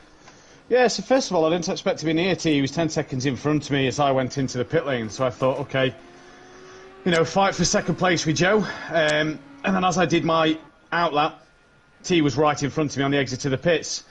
Managed to get a good run through him on club, got the move done, and he was just there for 2 or 3 laps. He made a mistake at Cops and outbraked himself, went very, very wide, which allowed me to then get my head down and pull away. Managed to maintain a gap. We probably, you know, ebbed and flowed between us, had a couple of tenths here and there each lap, either way. And then Gary said, when I'd lapped Gary, he says he's just stopped in front of me, he's ran out of fuel. Kind of put a smile on my face as, you know, you never want to see drivers run out of fuel, but then you kind of knew it was, you know, bring the car home, you've got that big buffer over the cars behind. Indeed. Obviously, you'll be qualifying for this. So currently P3 at the minute, obviously on a lap time at the moment. What can you do in this one, and what is the goal? There is currently... Ripper only needs to outscore you by 10 points and he wins the championship. Championship's done. We're not thinking of the championship. I've missed 4 races, you know, and it's just too many to miss in a season to actually make it up with Ripper not missing a single one. Hats off to him, though. You know, he's been dominant all season. He's beat De Silva when he was here, he beat Overtaker, he's beat myself, he's been fantastic. Nobody deserves it more than Ripper. He's put the work in and the timing. In this one, I'm not a qualifier, so I've never qualified well. It's always been a surprise to be on pole position. We'll try and get the best out of it we can, and just got to try and get an early move on Ripper done if I'm close to him on the starting grid, because I feel that if he gets away early, you're not going to see him, pretty much like Zandvoort last week. You're not going to see him if you don't get that early move done. Well, nonetheless, Matt, congratulations on that one, and that's another win to your name. That puts you now on 41 wins. Still got a bit of way of catching me at the minute, but nonetheless, congratulations on that one, and best of luck for race 2. Cheers, boys. Well done, Fury and Ripper. As Kelly, we have 2 fairly happy drivers at the minute, and Matt looks very good in that Bentley for race pace, but again, he's just struggling a little bit on quad pace at the minute, just behind Gary at the minute. Well, yeah, he was giving us a masterclass in multitasking. Not only was he commentating with us, and as you said, he's actually qualifying at the moment, but not only that, he actually had time to flash his lights at Peaceful Explosion down the hangar straight while answering questions and qualifying. It's all very George Russell, isn't it? You know, as Peaceful as a spin, which probably make Matt happy because he's now got some clear air and he doesn't have to concentrate on answering questions. So we'll see if he improves. He's 1.2 off the pace at the moment. The Ripper is flying on a 2:06.2. That's the quickest time I've seen all week. And Bree's going to look for a better result. He's currently in second place, a second off the pace. With Matt in third. So still, Matt would be starting in a good position in third, and Fury with lots of work to do because he's on a qualifying ban as well as T. So interesting. Going to be an interesting race, Dan. It is indeed, as Euro needs to get a lap time on the board so that he can start ahead of the non-qualifiers. Regarding the championships, let's discuss it. Ripper only needs to outscore Matt by 10 points here tonight and he will be declared pro champion. That's probably one of the earliest times we've ever announced a champion here on Simplay Motorsport. So Ripper has to just outscore Matt by 10 points. It's doable, but it's going to be hard work as Matt is in that Bentley and looking quite strong. He's currently sitting in that second place position. He's only 7 points ahead of Breeze in P3 with Peaceful Explosion in P4. He is now mathematically out of the championship. So right now it's Ripper, Matt and Breeze, and Breeze just needs to get outsqualified by 3 points, and that's it. He's out of the championship as well. Wolfinator is up into 5th after No Killer Camel or Overtaker, who've now dropped to 6th and 7th. Fury is now in 8th ahead of Nexus in 9th. 10 is then Plava with 11th Benno, with Shane currently in that P12 position. 13th is Gary 131. He's now gone ahead of De Silva in 14th, with Euro still in 15th place position, with Hitman currently sitting in 16th. T is currently 17th with David in 18th place position, and F1 below bringing up the rear in 19th. Regarding The Teams Championship killer performance is pulling away from Simplay Racing. Only a few more points now until they win the championship. They only need to score 94 to be declared champions, but there's still way to go for that one. Jaeger Motorsport in P3 with Teddy Tower Motorsport currently in P4 with JWB Esports Racing 2 in 5th place, and Team 1 is currently in 6th place position with Button Basher Racing in 7th, and those 3 teams are currently out of the championship. McLaren obviously still champions and extend that gap over Bentley with Ferrari in P3. 4th is Porsche, 5th is Lexus, 6th is Honda, Aston Martin is 7th, Audi's 8th, 9th is BMW, Mercedes is 10th, Nissan is 11th, Retia 12th, Lamborghini 30th, and Jaguar in final 14th place position. Those are the standings. Ripper really, all he has to do is score 10 points over Matt Imovic and he will be champion, but at the minute he's not on pole position, and Matt will steal a point back if he holds on to this pole position. Yeah, Matt's had a flyer and has gone 4/100ths faster than the Ripper, but Ripper's still out there. Matt's in the pits. I don't know if he's said to himself, that's that, I'm done with that. So Ripper's got to find just a little bit extra to put it on pole. So, yeah, as you say, 10 points, only 10 points, but the form that Matt's in this evening, it's kind of likely that if the Ripper wins, Matt might probably be second. And what's the difference between first and second? 6 points, is it? Something around like that? Around that. Yeah, so it's probably not going to be enough for tonight. So it might go on to Spooky Laguna next week at Laguna Seca. But we are only 2 rounds away from the end, aren't we? Laguna and Nuremberg. So Hungaroring. Hungaroring, sorry. So yeah, it's you could get it wrapped up tonight, but I guess we've got to see, haven't we? Anything could happen. We will indeed, as Wolfinator is the next car on a valid lap time, so anything can still happen. Ripper could still win the race and Matt have a dreadful race too. We just do not know. Maybe it could be anything, but Ripper is looking very, very good to win the championship. He just really needs to keep finishing, and a man who really has just been on the podium, like I said, 11 times this season. 11 times this season. So it's crazy to know that Ripper has been so consistent, so fast, and he's always been there to score the points. Even with these reverse grid layouts, he's still able to come through the pack. Although we haven't had the full grid that we normally have here in Pro, we can have up to 20 drivers, but most of them haven't been able to complete or finish the season, or not even turned up. So it has been a little bit easier for him in the reverse grids, but nonetheless he has put on a fantastic show, as we've got a couple of guys on a lap, and it is Ripper who's coming to the final sector. He's got a little bit of toe of Shane, who's currently in P9, and Euro still not put a lap time together. He's on track though, so really all he needs to do is put a lap time together to go in front of the 2 qualified band cars. So, but he is on track at the moment, so we'll see what he comes up with.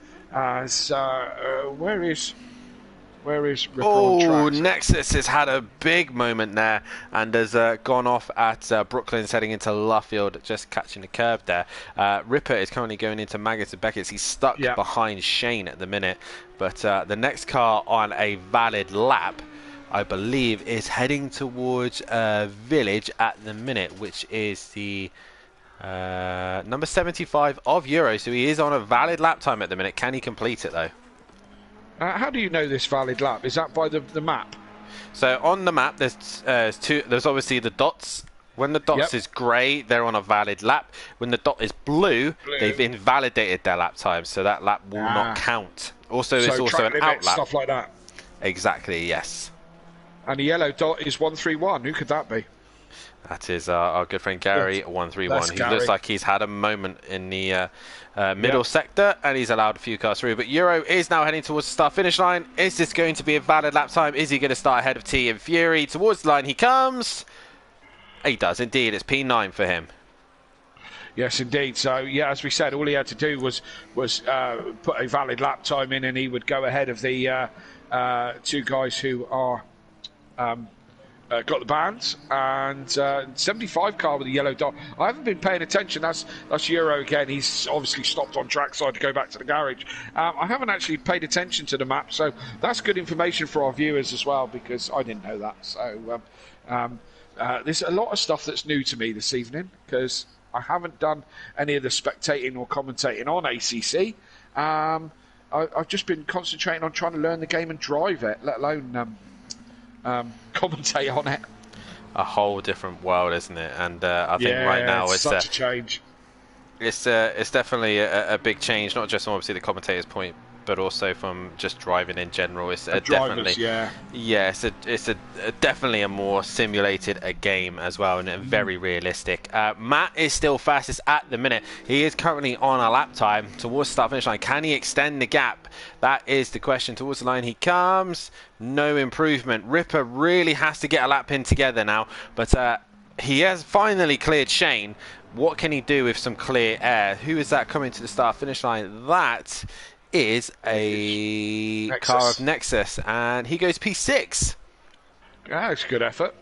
A good effort from Nexus there. I'm on board with Ripper. We've got no way of knowing the split times, have we, with these guys? No. There's no way of us knowing well, if you can look at down. You can look on the timetable. If you select drive, you can obviously see if they're up or down, but it will complicate things. So Ripper at the minute. Sure. Let's have a quick look. Actually, he is currently up. He's 2/10 up on his best. So right now he is up. Yeah. And where is he on track? Opposite. Who is he on track? No. He's heading into Abbey, into Farm. Yeah. So he's coming up into the coming up to Village. Into Village, gets it slowed down, straight onto the apex. Short squirt then to the loop. This is the one I said you've got to get good traction off here, especially if you're being pursued by somebody. Seems to keep it all within the lines, doesn't run the curbs too much. Gets his foot down. He's on the Wellington Straight now, and flying down the Wellington Straight. He's got nobody in front of him. No. Put it into perspective, Kelly. He is currently up. He's 2/10 up on his best lap time as he goes into Luffield. Last sector. This hurry up and wait corner, as Martin Brundle would say. You're kind of just waiting for it to end so you can get on the power. He's as quick as 3/10 up. 3/10 up. This could well be pole position. Is he going to snatch it off Matt Himovic? I think he might. And he goes, oh yes, 2:05.9. That is flying. The last time I checked as well, Matt was down by half a second as well, so he was struggling to find time. And Plava improves and goes to P6. Matt Imovic in the final corner. He was down by half a second in the middle sector. Is he going to find any more time? No, he does not. So he'll be happy to start on the front row. It is then Nexus last to come across the line. And don't forget Kelly to return to the pits once the qualifying session is done, as Nexus now comes towards the line in the Audi. P6 at the minute. Can he get himself ahead of Gary 131? No, he can't. So Nexus will start P6, but nonetheless, that was a close qualifying between Ripper and Matt. But Ripper at the end there just getting that extra championship point and stealing it away from Matt. So yes, indeed. So that's an extra point for Ripper, and that's only now 9 points he needs to beat Matt by. Yep. But Matt on the front row with him. And they've got Breeze right behind them as well. And Breeze is going to be looking for a better race this race. He will be indeed. So your running order, front row is the two championship contenders. It is Ripper versus Matt on the front row. Breeze is in that third place position and will be starting third in this one as well, with Wolfinator starting in 4th, with Gary 131 in 5th. Nexus will start 6th, with M Plava in 7th. 8th will be Peaceful Explosion, with Shane starting 9th. 10th will be Euro. T will be in 11th, and Fury bringing up the rear after serving his qualifying ban. As we're about to get race 2 underway, Kelly, as we have the top 2 in the championship on the front row. As we go into this race, who do you think going to be the winner of race 2? Massive accident into turn 1, and Shane's going to win it. I mean, I think it's going to be, it's going to be the Ripper or Matt, to be honest. If they don't come together and give an opportunity to someone else, so I think realistically it's between these two. I say Breeze is right behind there, but he hasn't run a race this season, so maybe now's his day. Do you know what I mean? So, did you want me to pin anybody down? pin anyone down? In what way? Well, do you want me to actually pick somebody? Yes, I want you to pick somebody. Yes, please. I'm gonna go for Breeze. I think it's going to be a race win for him, first of the season, in the McLaren. Well, Breeze will be cursed now on that one. Yeah, that's it. It's real. Yeah. I've now put a poll up on so you can see who you want to vote for the race winner. So we've got Matovic, Ripper, Breeze, and Wolfinator for this one.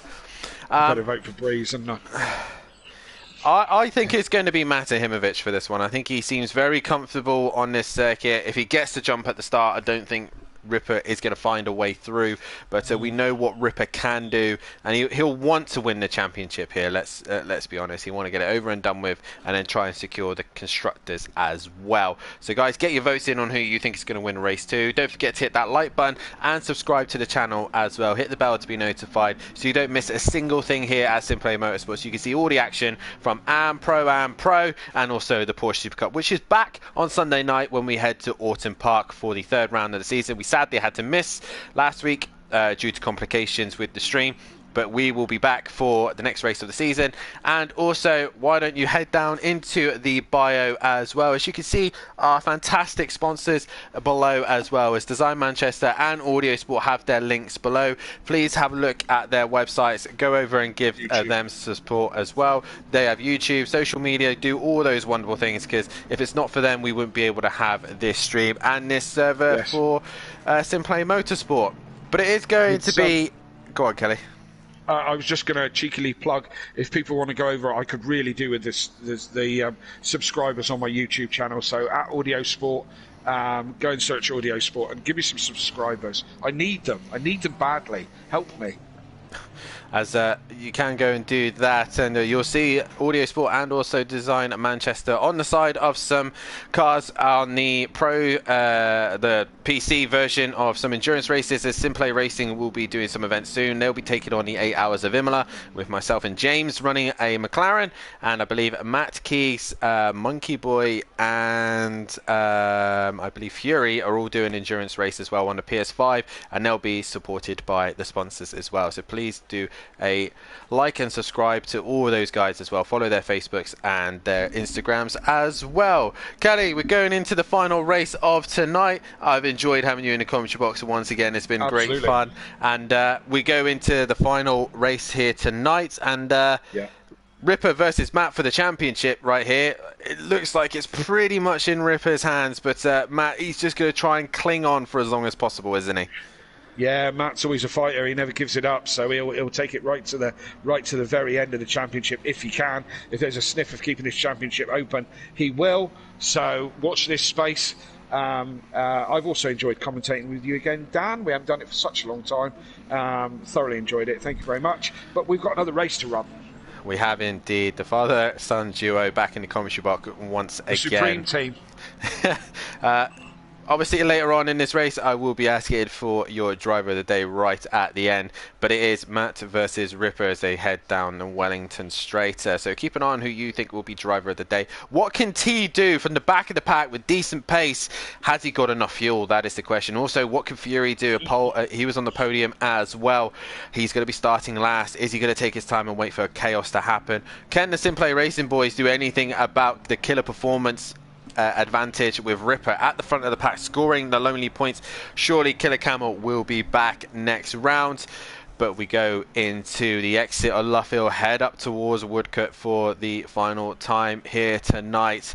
The last time we'll see these guys racing around Silverstone, and it is Ripper on the inside, Matt on the outside, Audi versus Bentley, and all Volkswagen front row. Who is going to come out on top? Germany versus the UK. Who is going to be on top? And I think it's going to come down to the wire here at Silverstone as they all align themselves up perfectly here as the race has been initialized, and we are green here for round 16 as we get underway here as they head into Cops, and Ripper gets a decent start. He kits clear of Matahimovic, and Breeze looks like he's had a fairly decent start, but Matt is right on the rear wing of Ripper. He's looking to the outside. There's Wolfinator. He's had a big moment. He's gone.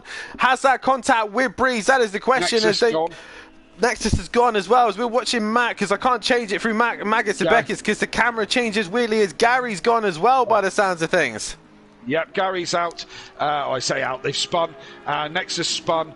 And Euro's had a terrible start as well. Fury's made up places. He's right on the back of Emplava. Fury was last. He's sixth already. T's with him. And T's with him, right with him. As they, he's made contact with Emplava. T goes right round the outside of both of us. Nexus is back into it as well. And Fury goes on his way. But Carnage in half a lap, Dan. It is carnage in half a lap as the top 4 in the championship are the top 4 on track as the guys in the back of the pack, Wolfenator, Shane, Fury, Emplava all coming together. Fury has waited for Emplava and has given him the place back. Gary is recovering as well. He's got onto the back of this pack as well, and there's all sorts of chaos going on in the background. But the top 4 in the championship are the top 4 as they are. Ripper, Matt, Breeze and Peaceful Explosion all in the top 4. Emplava keeping that gap to the rest of the guys behind him, but he's actually lost out to Nexus and Euro, who are quietly minding their own business and moved up a few places also. Yes, Fury gave back that position, but he shot himself in the foot a little bit because Green Wolfenator came steaming through as well. As Wolfenator's just round, as I just spoke, he's pointing in the wrong direction. May have had a thing with Emplava because Fury is all over the back of Emplava like a cheap suit now as they come down the Wellington Straight, I think it is, or one of them. And Fury looking one side, Jinx the other. Gary in the background as well, and Shane not far away as this mid-pack is having quite the battle. Oh, Peaceful's off. Peaceful's gone. And look, Euro is up to, where is he? He's up to 3rd, 4th, is he? He was dead last and falling backwards. T was dead last and falling backwards. But Euro's in there as well, Dan. He was way behind on the first lap. And he's now in 6th as they trip over each other. He has indeed managed to catch up onto the back of the guys at the front of the pack, but it has been a fairly clean start for the top 3. Ripper pulling away from Matt. It's going to be difficult for Matt to catch him now. Now that Audi is stretching his legs. No damage on the car either, so he's got a fully clean Audi. It's going to be very difficult for Matt to catch him. Breeze minding his own business, scoring the points once again, and he's on the podium at the minute once again, but he's got to keep that gap to T, who is in a very fast Audi, who's got Nexus behind him as well. Euro in P6, and Emplava currently fending off Fury as they head towards Stowe, and Gary 131's just behind them as well. It's Peaceful with a fairly decent start, messed up as he came towards the exit of Brooklyn's heading into Luffield and dropped the rear end. Easily done just there, very easily done, under braking usually, and the back end steps out and you're onto the grass. As Fury has a look down, he is on the inside of him, you know. Oh, it's all very Lewis Hamilton-ish from a couple of years ago at Silverstone. Gary's in there as well. He's got a sniff of a place there as well. They're all jostling for positions. All these guys know each other extremely well. This is many seasons that they've raced together. Fury, Gary, Emplava, Shane just on the back of these as well. So it's all action towards for 11th, 10th, 9th, 8th, 7th position. So it's all chaos back there and some great racing going on. I thought I was about to say Fury goes down the inside of Emplava and through goes Gary, but no, that wasn't going. That would have been a replica of Silverstone last year, maybe. Yeah, it was last year. I was looking forward to say, there goes Gary Leach down the inside, but wasn't meant to be, as Gary is hustling the back of Fury. Meanwhile, the leaders, 8 tenths separating these two at the minute, so Ripper not disappearing into the distance. Matt has actually got a little bit close, 9 tenths now, so he's lost a tenth in the last sector. Breeze is at a million miles away, but we go back to the Gary and Fury fight.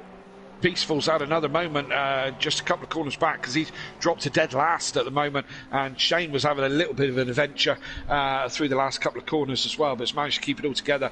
Green Wolfenator, don't count him out, he's only a little sniff behind this battle as well. So from kind of 6 upwards, it's all kind of spaced out by a couple of seconds until you get to Matt, who's got less than a second to the Ripper. But this is where the real action's happening from 7th downwards, really. Yeah, the top 2 are just pulling away. Ripper is probably just controlling that pace right now, making sure his tyres are in the right pressure and window. He is losing time to Matt. The Bentley's very good on the first couple of laps. It's very good with its tyres at the beginning, but it seems to drop off towards the end. I think ever so slightly. It's a very good all-rounder. I think it suffers with understeer towards the end, but looks like just Ripper's just minding his own business, keeping it clean and focusing on where he needs to put the car. Gary's lost time to Fury, and Fury's now back on the rear end of Emplava, who's trying to catch Euro. So from Euro back, it's all fairly close. from one another, other than obviously Matt and Ripper going at it. Peaceful Explosion even further behind now to Wolfinator, so he's got to hope for a miracle at the minute. Yeah, Peaceful must have had another thing, or he's carrying damage or something. He's dropping away really, really quickly now. So yeah, it's unfortunate, but still Fury sniffing it around the back end of Emplava, trying to find her. As Emplava goes a little bit deep as they're in the village complex, and Fury needs to get a good exit down to Wellington Straight.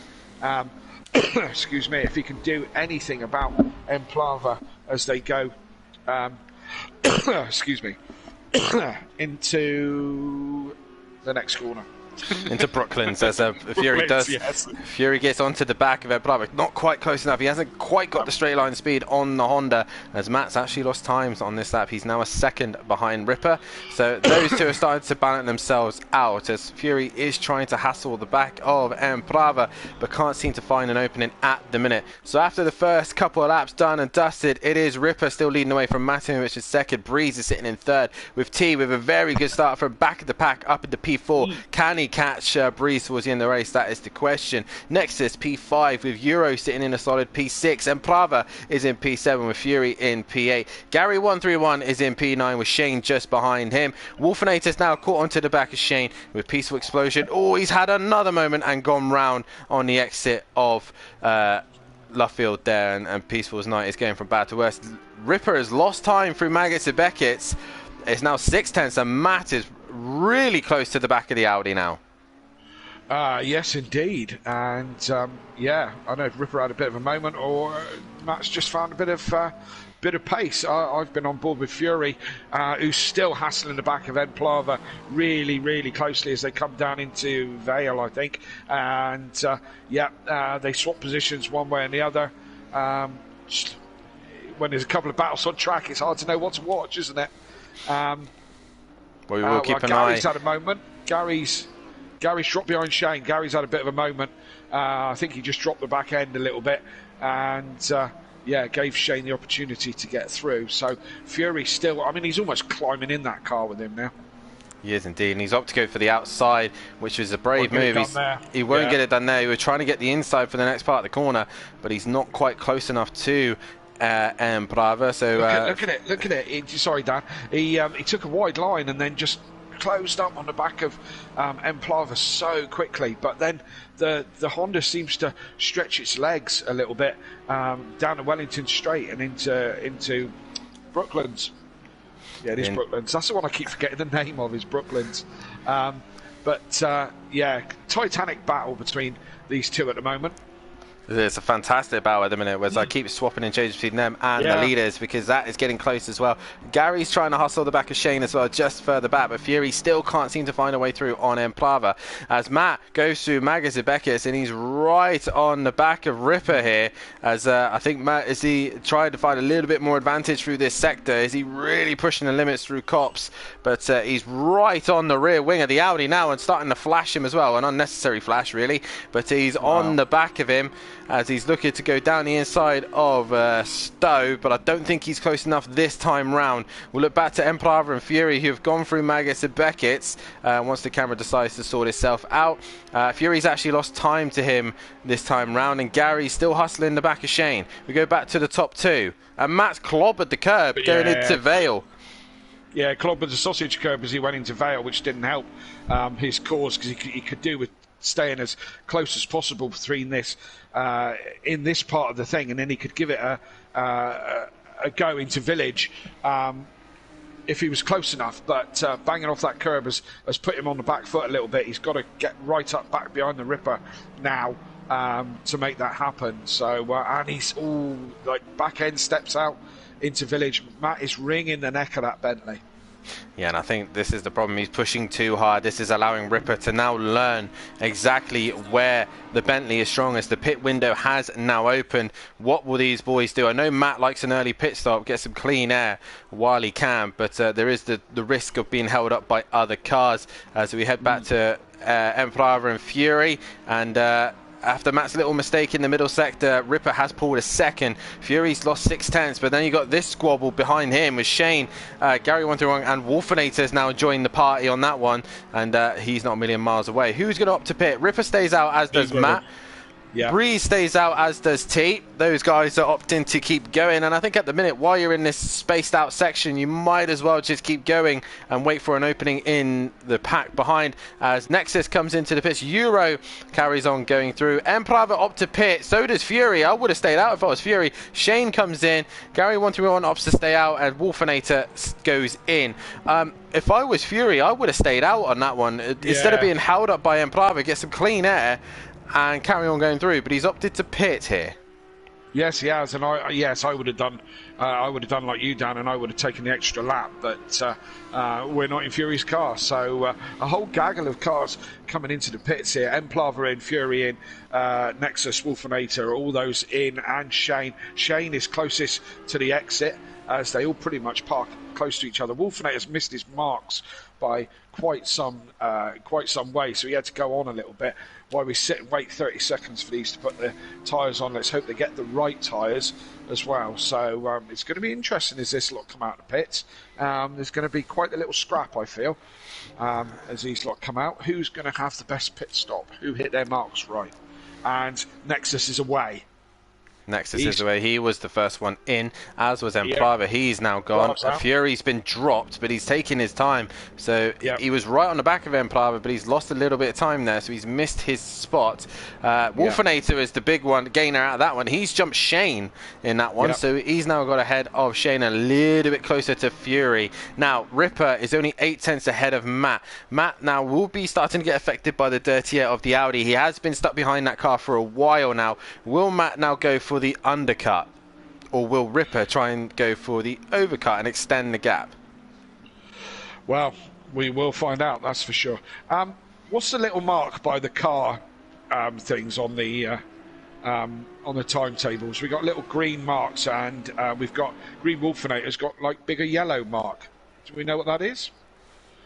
So those little marks are the internet, their internet strength. Ah, right, their internet stream. Is it something that the general public can see? No?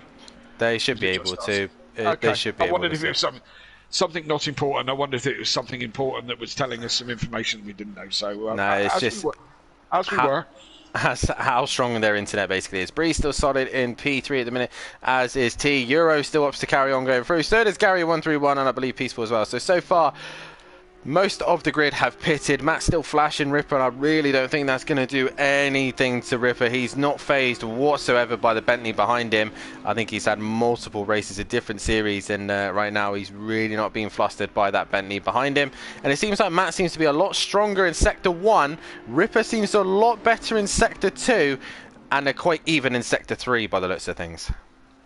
Yes, indeed. The mid-pack fight that we were having has kind of evened itself out. They're all a couple of seconds behind each other now, so the pit stoppers have kind of evened them out a little bit. So we'll see who catches who and what scraps kind of grow from that. But I think you're quite right. It's ebbing and flowing, this one, Dan.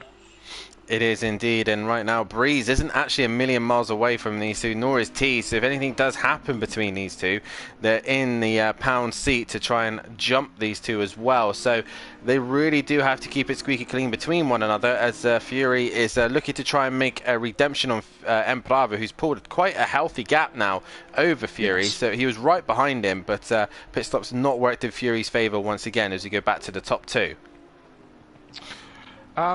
Do we believe that the car does change after the pit stops, or can change after the pit stops on another set of tyres? Do we believe that?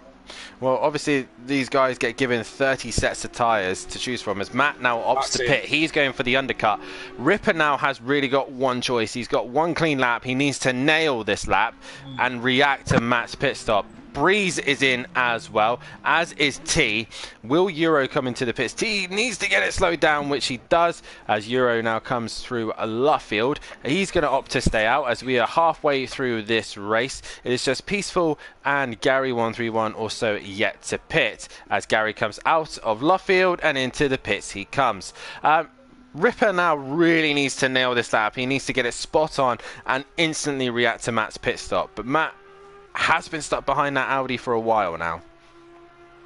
Yes, he has, and he's had T just come into the pits, and he's in the garage in front of Matt, which won't faze Matt too much. Probably the other way round is worse when you come in and there's already a car just in front of your pit box. It's quite distracting because you can't see your marks. But the other way round, Matt will go straight through him, so it's not going to be an issue to him the way they are. So. Matt's Breeze has got really close to the back of Matt there. So maybe Matt just missed his marks ever so slightly, but Breeze with a very good pit stop. He got dropped first. T not very good on his stop. So Breeze actually gets a little bit closer to Matt. Maybe Matt missed his mark. So if Ripper can nail the pit stops, he's looking quite good. Euro's opted to stay out to go longer. Peaceful has chose to pit on this lap. Gary's got going again. Where is Nexus? He's gone through. Who's he managed to stay ahead of? He's managed to stay ahead of Gary 131. Fury has gone wide. What has happened to Emplava? He's dropped down the order. He was ahead of Fury. And now he's 11th place. Wolfinator's gone ahead of Shane as well. Gary's also jumped those guys. So Gary and Wolfinator benefited over Emplava and Shane's mistake. Obviously Peaceful at the back. Whatever mistakes they were, I don't know what happened. I don't think they were close on tracks. I wouldn't have thought they would have got together. Ripper is in, so we'll see what happens on these pit stops. He nearly runs over into the wall. It's quite easy to lose it in the pit lane if you're going in really quickly. I did that a few times in practice and ended up scuffing the barriers.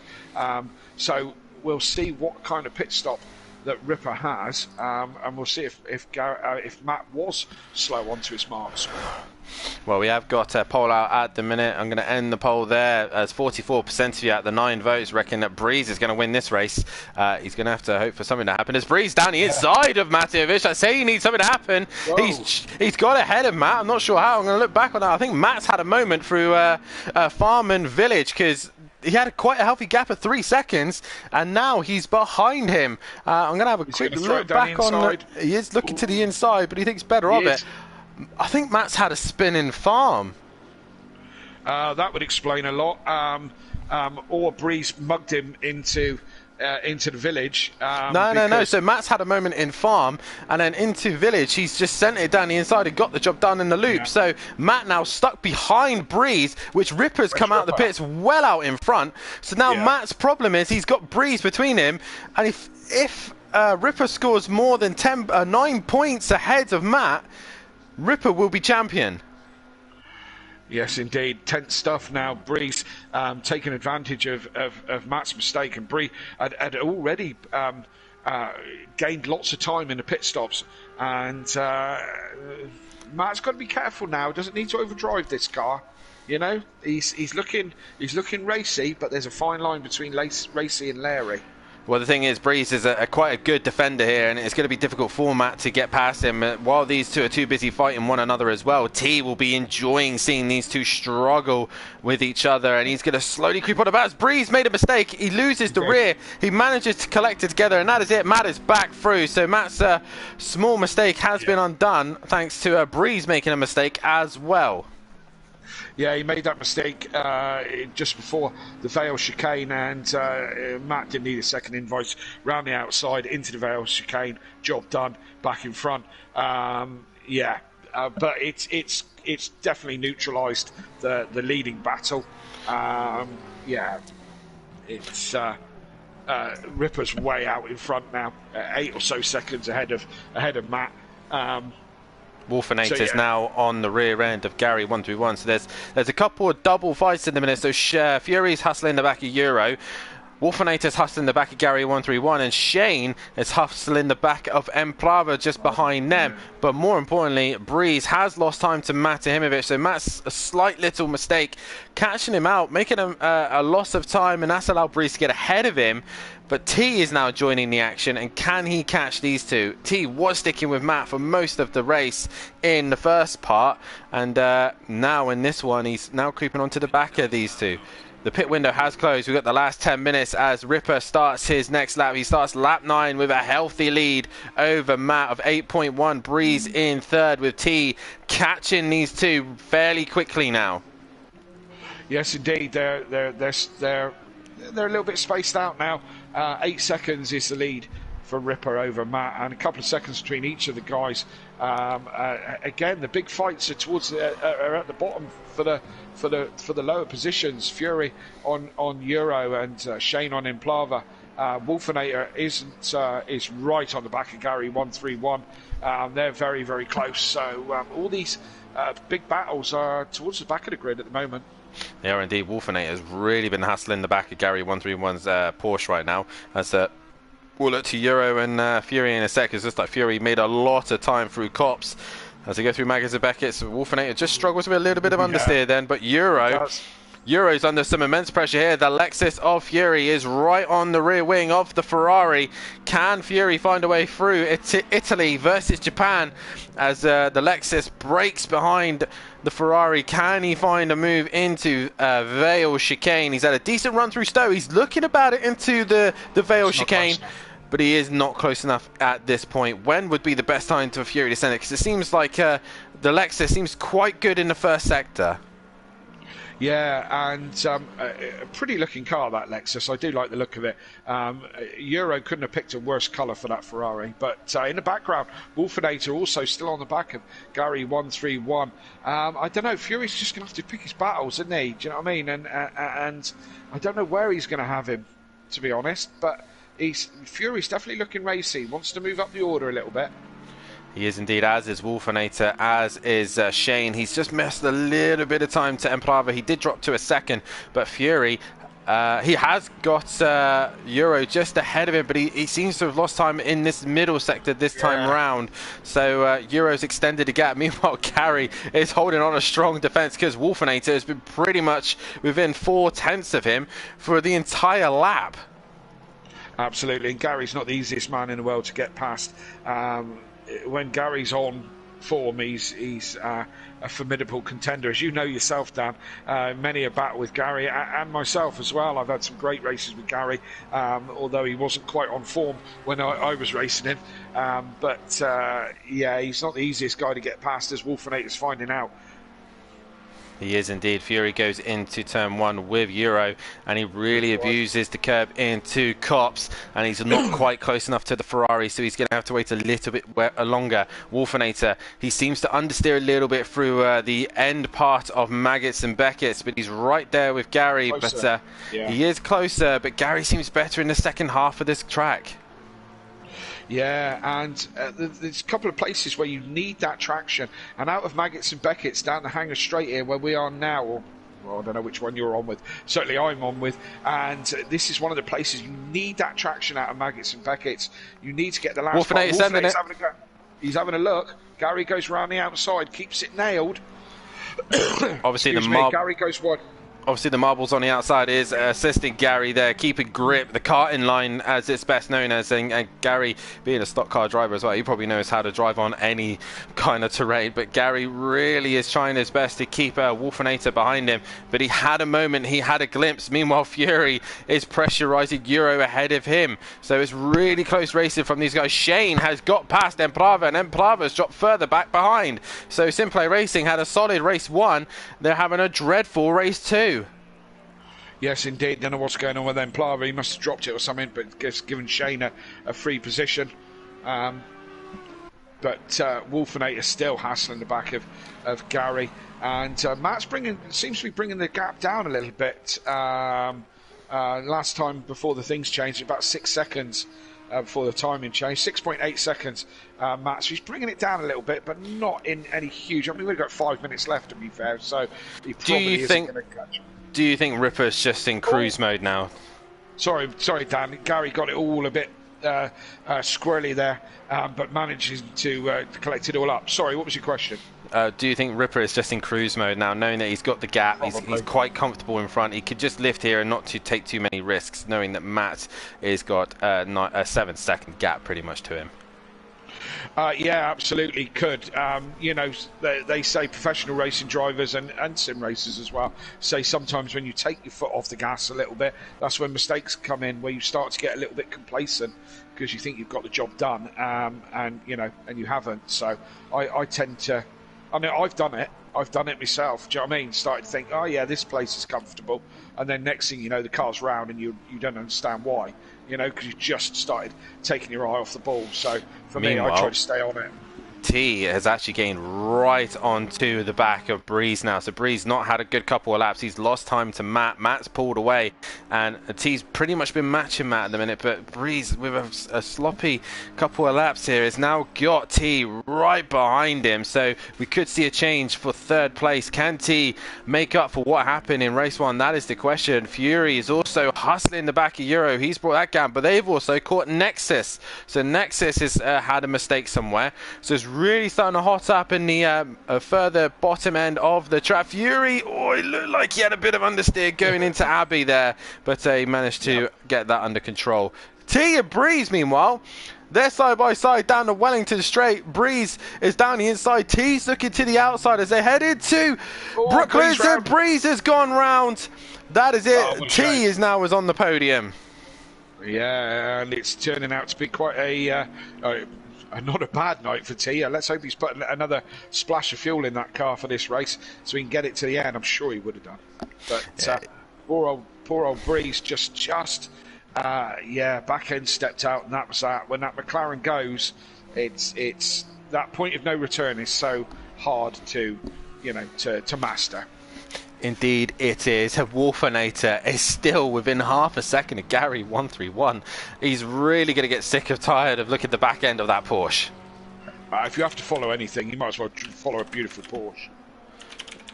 In the hands of Gary 131, I don't know. It might want to slide about too much.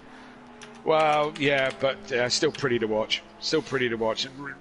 Following any Porsche, apart from maybe a Boxster. Apologies to anybody who owns a Boxster, but they're not all that good. So the gap between the top two has come down to 5.6. So unless Ripper has a big moment, it looks like it's in hand. So Ripper leading the race with Matimovic currently in second. T is now up into third place, making up for what happened in race 1. Breeze in P4, Nexus in a solid P5. Any more mistakes from him though? Euro is just behind him in P6 with Fury in P7. Gary though is under pressure from Wolfinator, who sends it down the inside of Stowe. Gary to the outside, the McLaren side by side with the Porsche. He's going to go and look to the outside of Vale, but he ain't going to get the job there. You're going to be a lot smarter to outwit Gary around here, and he holds on to the inside. He then lets the car naturally go wide to stop Wolfinator going for. So Wolfinator will stay in 9th place while Shane is up into 10th and Plava is 11th for Peaceful Explosion in 12th place position. But Gary 131 is hanging on to this by the skin of his teeth. Yeah, carbon copy of the last time, really. Gary goes in really quite wide into that corner. Oh, and they touched, Dan. They both touched. And that was some Dukes of Hazzard type stuff there. Gary looks like he's going to be the one that's going to. They're both heading in strange directions across the track to try and get back on there. I think Wolfinator just got a little bit close to tap the back of Gary. They both have an adventure, and of course that has let Shane through. Oh no, Shane's still behind.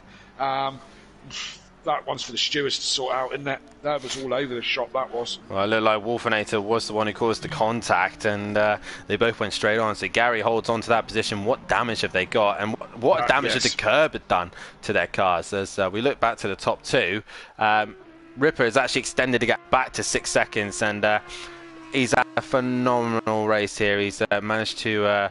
actually, no, I've just realised something. They've missed the sector. So Gary and Wolfinator have missed the sector. Have they missed the timing line? They've missed the timing line. So Shane and Emplava have gone ahead. Peaceful Explosion will eventually go ahead. But Peaceful is slow. Will they ever get that back? No, they'll be a lap down now. Oh, Oh dear, we had this on Project Cars once before, didn't we? With the New Zealand track, I think it was. Yeah, that was Ruapuna Park, and Ruapuna Park. If you slid, you'd miss the split line, and you'd miss a section. That's exactly what they've done. Gary 131 and Wolfenator, Green Wolfenator, have missed the second sector split time, so they're just going to drop down the order. Peaceful is now 10th because he's gone through that split.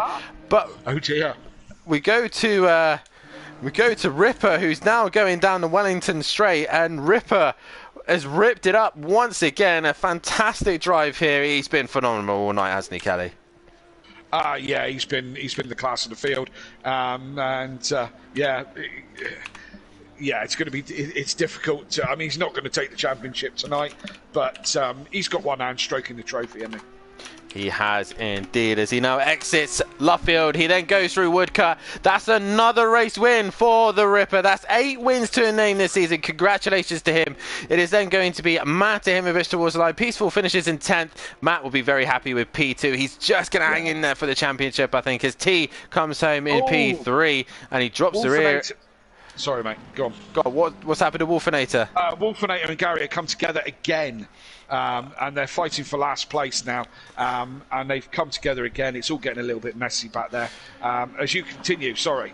Breeze comes home in 4th place as Nexus is going to finish in 5th. Euro is going to finish in 6th. He just started catching towards the end. Fury will finish in 7th from the back of the pack. Shane is going to get that 8th place position, and he will stay ahead of the green car fight of Wolfenator and Gary. So Shane's going to come home in P8, P11 for Gary 131, P12 for Wolfenator, and then Pliable will come home in P9. But once again, it is Ripper who wins the race. I'm now getting a driver of the day poll out. Kelly, that has been Silverstone, and what a dramatic Silverstone it has been. The poll's gone up for driver of the day. I'll also come to you for driver of the day as well. But a quick summary of this night. It's been a fantastic night's worth of racing here at Silverstone. Yeah, I've thoroughly enjoyed being back in the comms box and enjoying the action. We've had some great racing. I've seen some of the new crowd. The Ripper and T, and showing what they've got, but also some great racing from Fury and from Emplava and so on and so forth, and some interesting stuff with Gary and Green Wolfenator. I think there's going to be some interesting steward stuff to sort out from this evening, but a great night's racing. It hasn't stopped raining here all week. I'm hoping next week when we go to California. It is California. Yeah, we'll be headed to California. Yeah, I'm hoping the sun's going to come out. I'm pretty sure it will. We do have Matt Ahimovic in the party with us. I don't think we will get T or Ripper in because they don't like to come into the comms box, as I will get our next car that will be on the show here at Simplay Motorsport. We will have the Porsche Supercup making a return on Sunday night at Autumn Park, and make sure you tune in on that one, as Matt Ahimovic and PM Motorsport will give you the action on that one. But before we do come to Matt, I'm happy to announce that the Ripper is Season 2's champion here at Simplay Motorsport. He has wrapped it up here at Silverstone, so massive congratulations to Ripper. He is our new champion for Pro. Matt are currently in P2, but Breeze is still quite close behind him. Matt, let's come to you quickly, mate. Ripper's gone and taken the title, but nonetheless, you put up a great fight in that race. Not more you could do by that one, but you got to be happy with the win and a P2 tonight. I felt like I could have had 2 race wins, to be honest with you, Dan. I messed up the pits, I missed my box, and had a spin at Village. It cost me the race. I had great pace in that one. I don't know where the pace came from in the Bentley. It just come alive in the second race, so I felt like I had the pace to win it. But I'll take first and second place. Hats off to Ripper. He's done a great job all season, and I've said all season you can't fight for a championship when you miss 4 races. You just cannot do it unless Ripper was going to miss some. It was never on, but fair play to him. He's been untouchable all season. Yeah, he has been untouchable. Obviously, let's have a quick chat about your race tonight. Like you said, you had the pace in the Bentley. Like I said, a couple mistakes from yourself. You're just pushing too hard to catch Ripper. Just knew I had the pace over him. We was lapping early doors, everything flowing again, early laps, and then towards the middle of the race, I started to lap 4 or 5 tenths quicker than Ripper. And then after the pit stops, I was lapping 8 to 9 tenths quicker than Ripper, and the time was coming down and down and down. And then a couple of twitches at the end that put that to bed. And it was just he missed the pit box by a couple of centimetres earlier. And then it was the half spin at Village that allowed Breeze to get through that just delayed me. And, you know, he didn't put a foot wrong. Well, nonetheless, congratulations on the first and second. Obviously, regarding the constructors, it looks like Killer Performance are probably going to be champions as well in that one, as they've only pretty much got 2 rounds and it's 38 points to gain with quite not many rounds left to go. Is it basically just a straight-up fight between yourselves and Simplay Racing? Yeah, it is. You know, it's a fight for second with Breeze in the championship for the drivers. It's a fight for second with Simplay Racing in the constructors. As a team, we've missed 8 races together this season. Simplay have missed 2 with Plava, and Killer Performance only missed 2 with Camel tonight. So again, it's a similar thing. You can't win a championship when you miss 8 races out of 20. It's just not going to happen. But the fact we're still second place, the fact we're still fighting for second place, it's game on between us and Simplay Racing. Obviously, as part of as a Simplay Racing driver, obviously with yourself on PC and things, you know, it's nice to see the boys deliver for the team. But I'm not part of Simplay Racing this season. I'm a part of Jaeger Motorsport. So my job is, and my heart is with Jaeger Motorsport to get that second place. Obviously, next round of the season is Laguna Seca, an American circuit. How do you think you're going to get on with the Bentley and the Corkscrew? What can we say about the Corkscrew? Well, the Corkscrew is going to be interesting Tuesday night with you in the Retia, that's for sure. Yeah, I've driven it. It is interesting. Yeah, very. What I've driven of Laguna is very little on this game. We obviously know it very well from Project Cars 2. We know it really well from that. There's a lot of sausage curbs. It's just on the inside apex of the curb that if you take too much and get greedy, you kind of just bounce off the front end. The Bentley runs curbs well. Will it run the sausage curbs? Well, we'll have to wait and see. Testing's going to be fantastic to see. Yeah, look. We see what happens. To answer Kelly's question earlier about hopefully it will be dry in California, I actually checked the weather the other day. There were showers at California. Behave. Right, no, seriously, there were showers in California, and then in Hungary, where you think, oh, it might rain, it was 31 degrees and absolute bliss. Yeah. So you couldn't get it more opposite than that. Michael obviously be setting the weather, you know, now for what will be next week. We'll see what it brings. We'll see what happens. Well, nonetheless, mate, congratulations on tonight. You're taking your race win and second place, and best of luck for the second place in the championship. Yeah, cheers, boys. Thanks to massive congrats to Ripper on this season. He thoroughly deserves it, and well done to T and on the race 2 podium. It's been a fantastic night. Well, just before we get back to Kelly, I will do a quick running of the championship at the minute. This is unofficial, so there's still obviously penalties to be delivered as well. So the order might change ever so slightly once penalties have been given out. But it's F1 Billow at the back at the minute in 19th place, with David currently sitting in 18th. Hitman is sitting in that 17th place position, with T in that 16th place. 15th is the way of Euro, with 14th as De Silva. Benno sitting in 13th, as Gary131 is now into 12th. Shane is in 11th, and equal on 182 points is Emprava, Overtaker and Killer Camel for 10th, 9th and 8th. That's a close fight between those three. Will Overtaker and Killer Camel be back next week to fight that out? We will see. Nexus is currently P7. He's only a point behind Fury in P6, who's dropped off the back of Wolfinator, who's only 2 points behind Peaceful Explosion, with Breeze sitting in P3. He's lost some points to Matt. He's 11 points behind him. And obviously Matt sitting in P2 at the minute. But your champion for Season 2 of ACC here at Simplay Motorsport has gone the way of the Ripper. What a season he has had. He's absolutely delivered here, and a congratulations to him, a worthy champion. Kelly, it's been an awesome night's worth of racing here at Silverstone, and I'll come to you for your driver of the day. Okay, yeah, my driver of the day, I want to give a honourable mention to Fury this evening. I think he was looking racy all evening, didn't quite pan out for him exactly. He had a good result in 1, but he was looking really racy in 2. But I've got to give it to Matt this evening, good pace, and you know, no silly mistakes, no tantrums, which we love. So for me, it's got to be Matt. Well, Kelly goes away with Matt. That's another vote to him. I'm going to have to give it to Matt also. He's driven very well this evening. I'm going to give an honourable mention to T. If it wasn't for that fuel mistake, I think we could have been having a completely different story. But nonetheless, it's been a fantastic night worth of racing. That's your driver's champion. It is Ripper. Regarding the teams, Killer Performance are still ahead. They've only got to outscore Simplay Racing by 40 points, and they are champion. McLaren are champions already for the manufacturers, but Bentley have now secured the second place position. Can Ferrari hold off Lexus towards the end of the season? Porsche ain't a million miles away either, nor is the Honda. So you'll see how those guys get on.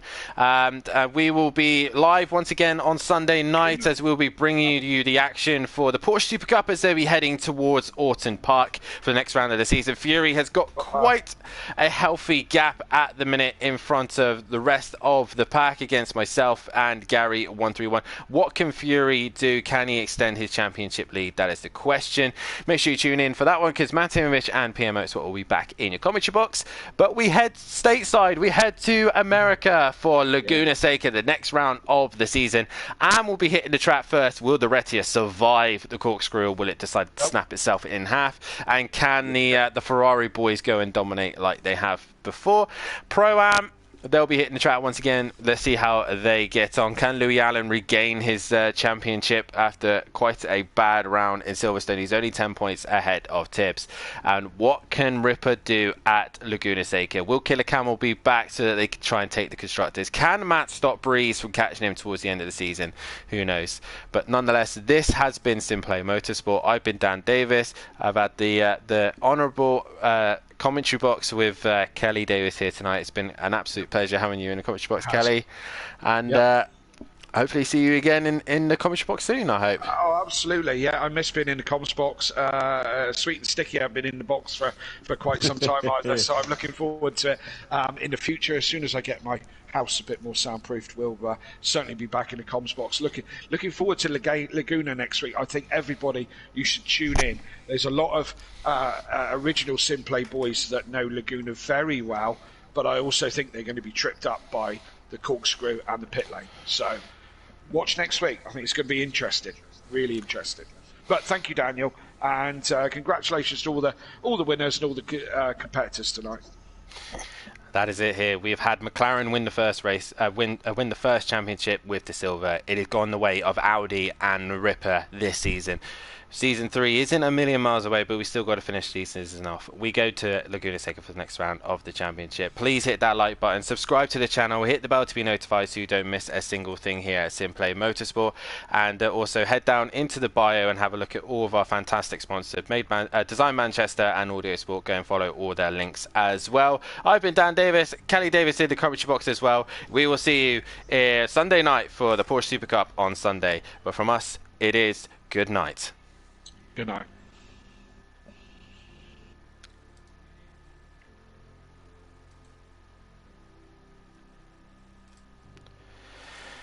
Clear. Cool. And to my stream.